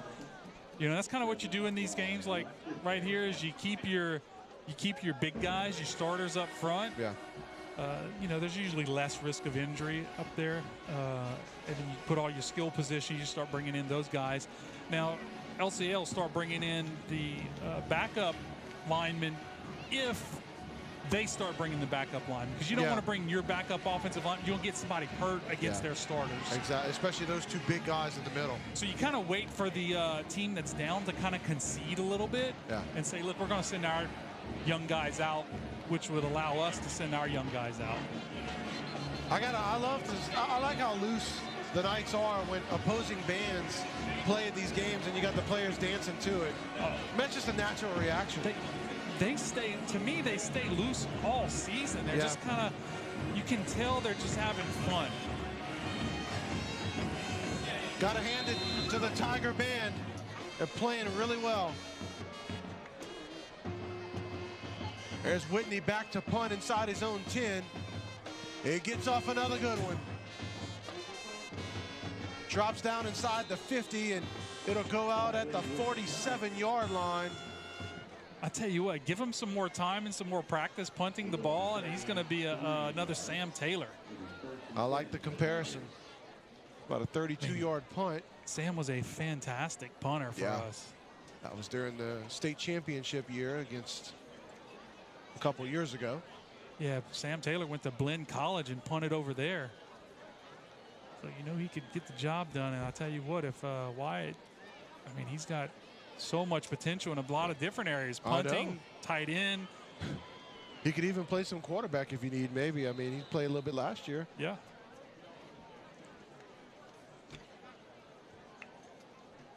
Brown back to pass. And his receiver almost got lit up as Luke Green in on the play. Yeah, I think Luke's he's coming to make the tackle, but he realized the ball is coming off, so he's looking for the ball, but he's kind of running past it. Look, he sees it, he's like, no, another one. Could have been another pick six right there. That'd have been insane. This place would have lit up again. Oh, yeah. Clock did stop on that incompletion. There's Green on the blitz. He's going to get in on the tackle. Yeah, and that's Jaden Arsenault, 4th sack for the night, and that's a tackle for a loss, which actually Jaden Allen breaks Melvin Hill's LCA career record of 41 tackles for a loss. So Jaden's got 42 now. Congratulations to Jaden. Yeah, good job, young man, for the senior. Only halfway through the season, too. I know. Wow. He's through the regular season. he could probably blow this record out the water. You know, Melvin's over there at Texas. Brown's pass falls incomplete. Brings up 4th down. 7:09 to go in the ball game. Excuse me, 7:03.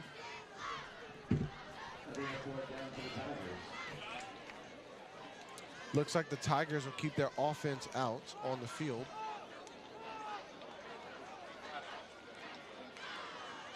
This just in, Jaden Arsenault has just broken the LCA record. The announcement made on the by the PA that Arsenault just broke the record we just referred to.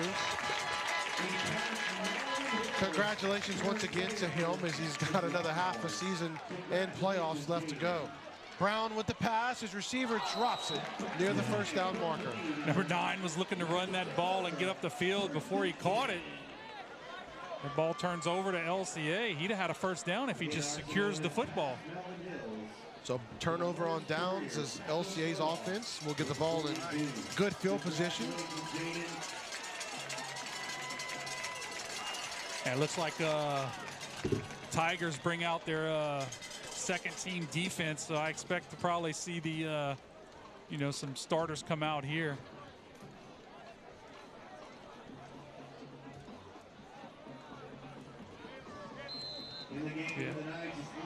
Yeah, number 69 comes in for LCA at tackle, and that's Kaiser White in at quarterback.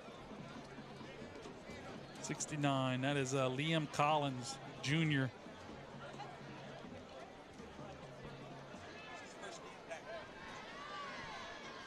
Running back, 44? Oh, receiver.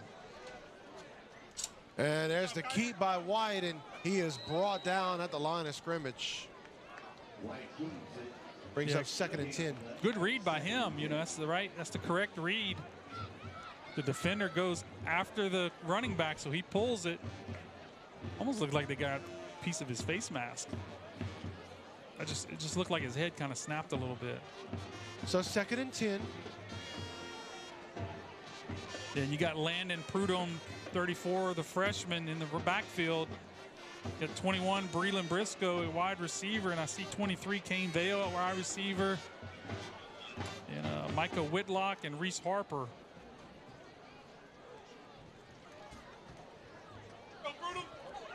There's Prudhomme with the run. Prudhomme, nice run. He gets a first down. Really good job. And if you watch him right at the end of that play, he was smart enough to know I don't want to go out of bounds. So he kind of straddled the sideline and fell backwards in bounds. 12 yards on the run. But I think he did step out anyway. But he was trying. You could see the recognition in his brain of what he wanted to do. White gets the play call from the sidelines.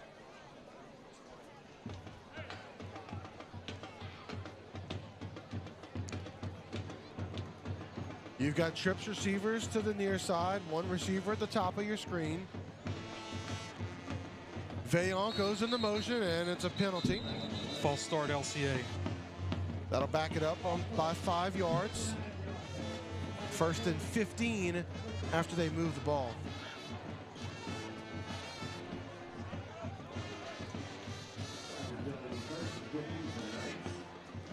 I couldn't tell if it was on the line or receivers.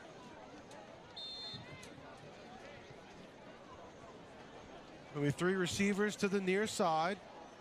1 at the top of your screen. He's going to keep it himself. He's got some room. Does White out to the outside. Puts a stiff arm and gets it out past the 30-yard line. Gets a gain of 6 on that play. How did Kaiser slip through there? Oh, good job. Who's 87? 87 made a fantastic block. Micah Whitlock just collapses his guy inside, and that really springs Kaiser. Kaiser White, a sophomore. Nice looking run there. That's going to be a gain of 7 on that play.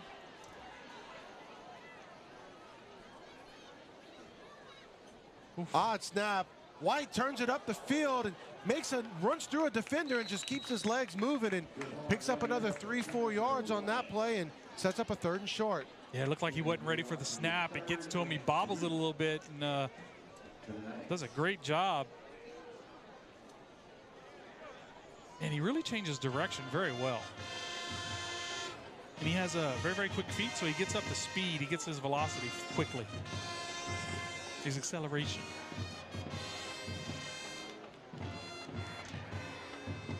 White has 4 receivers. And there's a fumble, and he's attempted to give it to his running back and picked up by the Tigers, and there'll be a turnover on the Knights. Yeah, that was number 33 for the Tigers, who picked that up off the ground. Looked like everything was kind of messed up on that play there.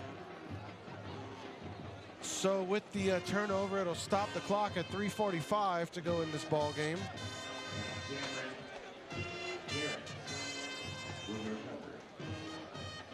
(48-7), LCA, you know, kind of stumbled out of the gate here on offense, but, you know, got some touchdowns on special teams, on defense, did some solid things on offense, and the result, they're up by 41 over their neighborhood rival. Yeah, I felt like the LCA offense just kind of finally started wearing that Tiger defense down. Yeah, you saw some defenders start getting cramps in that 3rd quarter and stuff, and it's like, you know, it's just kind of kept wearing, having to chase these athletes all over the field. Yeah. Comes the blitz. There's the give to the running back and nowhere to go. Caden Paul once again does that little walk-up blitz where they're out there on the receiver, the slot receiver. It's where he lines up and just kind of sneaks in there. Nobody accounts for him. The lineman doesn't see him because he thinks, oh, he's in coverage. Look at him. Even the running back, that was probably the running back should have, but if the running back takes Caden and Jaden makes another tackle for the loss. So 2nd down and 9 for the Tigers.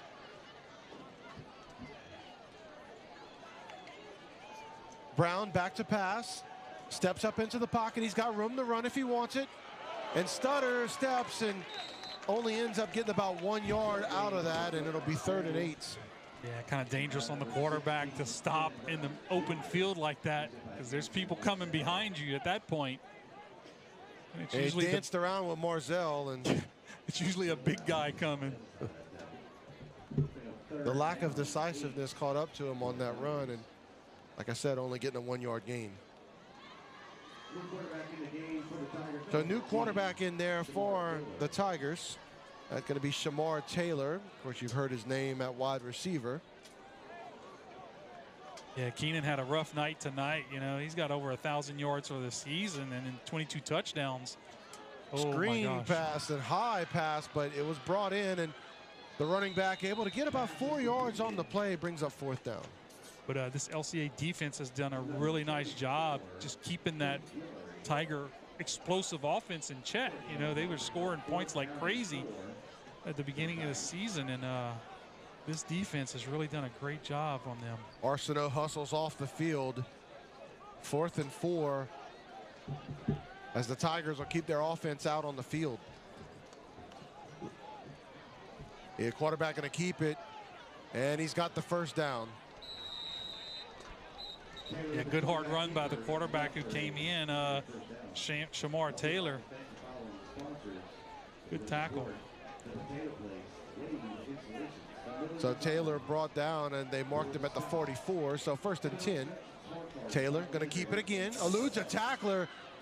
Gets out past the 50-yard line. That's a nice run by Taylor. Yeah, Joseph Adams had him in the backfield for a loss, but just couldn't quite hold on to him. He's got some nice moves right there.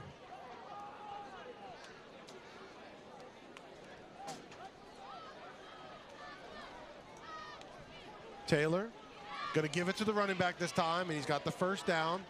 He's going to be driven back after he did so. I didn't see the number that made that tackle, but I knew it was Luke Green. By the way he tackled him? By the way he hit him with suddenness. Boom. And then just threw him back. Yeah. Look, and Luke Green's not like a huge kid. He's only 6'2", 175 pounds. Like, he's not huge, but he's so strong for his size. Josh Wilson, Braden Lanklow in on the tackle there. Brings up 2nd and 10 on the no gain.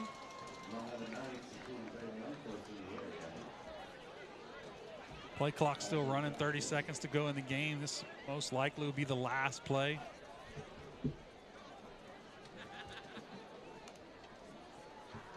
There's the keep. Out to the 40-yard line, and Taylor will be brought down there for most likely the last play of the game. Yeah, good job by Marzell. We've got our sideline reporter, Reagan Miller. We'll go to him shortly as he's got Coach Chop on the sideline. I'm here with Coach Chop. Call it a rivalry, call it whatever. A lot of emotions coming into it, whatever you want to call it. Finish the game 48-7. What are some thoughts on tonight's win? It's not a rivalry. A rivalry's got to be competitive, and they're going to have a great team into coming in. They're doing a great job over there. But tonight was about our kids and being 1-0 in district. That was the only thing that mattered tonight, and we accomplished it. Going into district now, we're out of our regular play into district. What are some thoughts going into district with these games coming up in the future? We just got to keep doing what we do. You know, the second half looked more like last week did, and we were able to be successful. You know, against a team that's averaging 50-something points a game. So really, really good job. Proud of our defense. Enjoy the win, Coach. Thanks. Train rolling. Yes, sir. Back to you guys up at the top. Thank you, Reagan. We appreciate you tonight. And that'll do it for the Knights as LCA rolls to 5-1, 1-0 in district play with a 48-7 victory. Yeah, I got some stats if y'all want to hear the final stats here. Let's you got total yards, LCA 149 rushing and 140 passing and 4 touchdowns, 3 rushing and 1 passing touchdown. Walker ended up with 12 of 17 for 143 yards and a touchdown, rushed for another 100 and added 2 touchdowns. And then you had Braden Allen had 42 catches, 45 yards and a touchdown, and also an interception. Luke Green, 1 interception, 3 tackles for a loss, 1 punt return for a touchdown. That's what it counts as. and a 63-yard interception return. And then Jaden Allen had 7 tackles and 5 tackles for the loss. It becomes the career LCA tackle for loss leader. And LCA did it in all 3 phases as far as scoring goes. You had 2 pick sixes. You had the punt return for the touchdown by Luke Green following the block. So LCA getting it done. They win tonight. Next week, pretty much for the district championship, if you will, taking on the Notre Dame Pios as we will be traveling to Crowley. We'll be going up to Crowley, and that game will be right here on KVNTV next Friday at 7 p.m. For DeAndre Lassard, for the whole crew here at KVNTV, I am Brandon Combo. Thank you so much for joining us. We'll talk to you next week.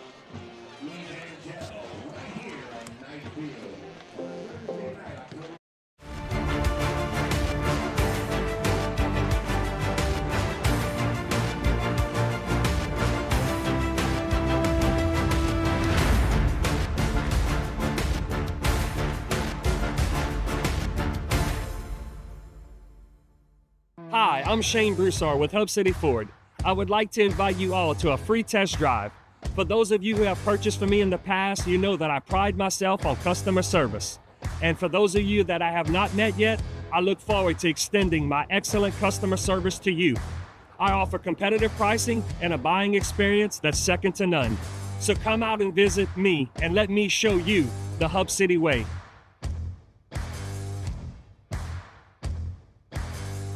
Hey, it's Danielle Mendoza. Welcome to Mendoza Ford, where car shopping is made easy. Excellent service, friendly staff, and a huge variety of both new and used cars, crossovers, trucks, and SUVs.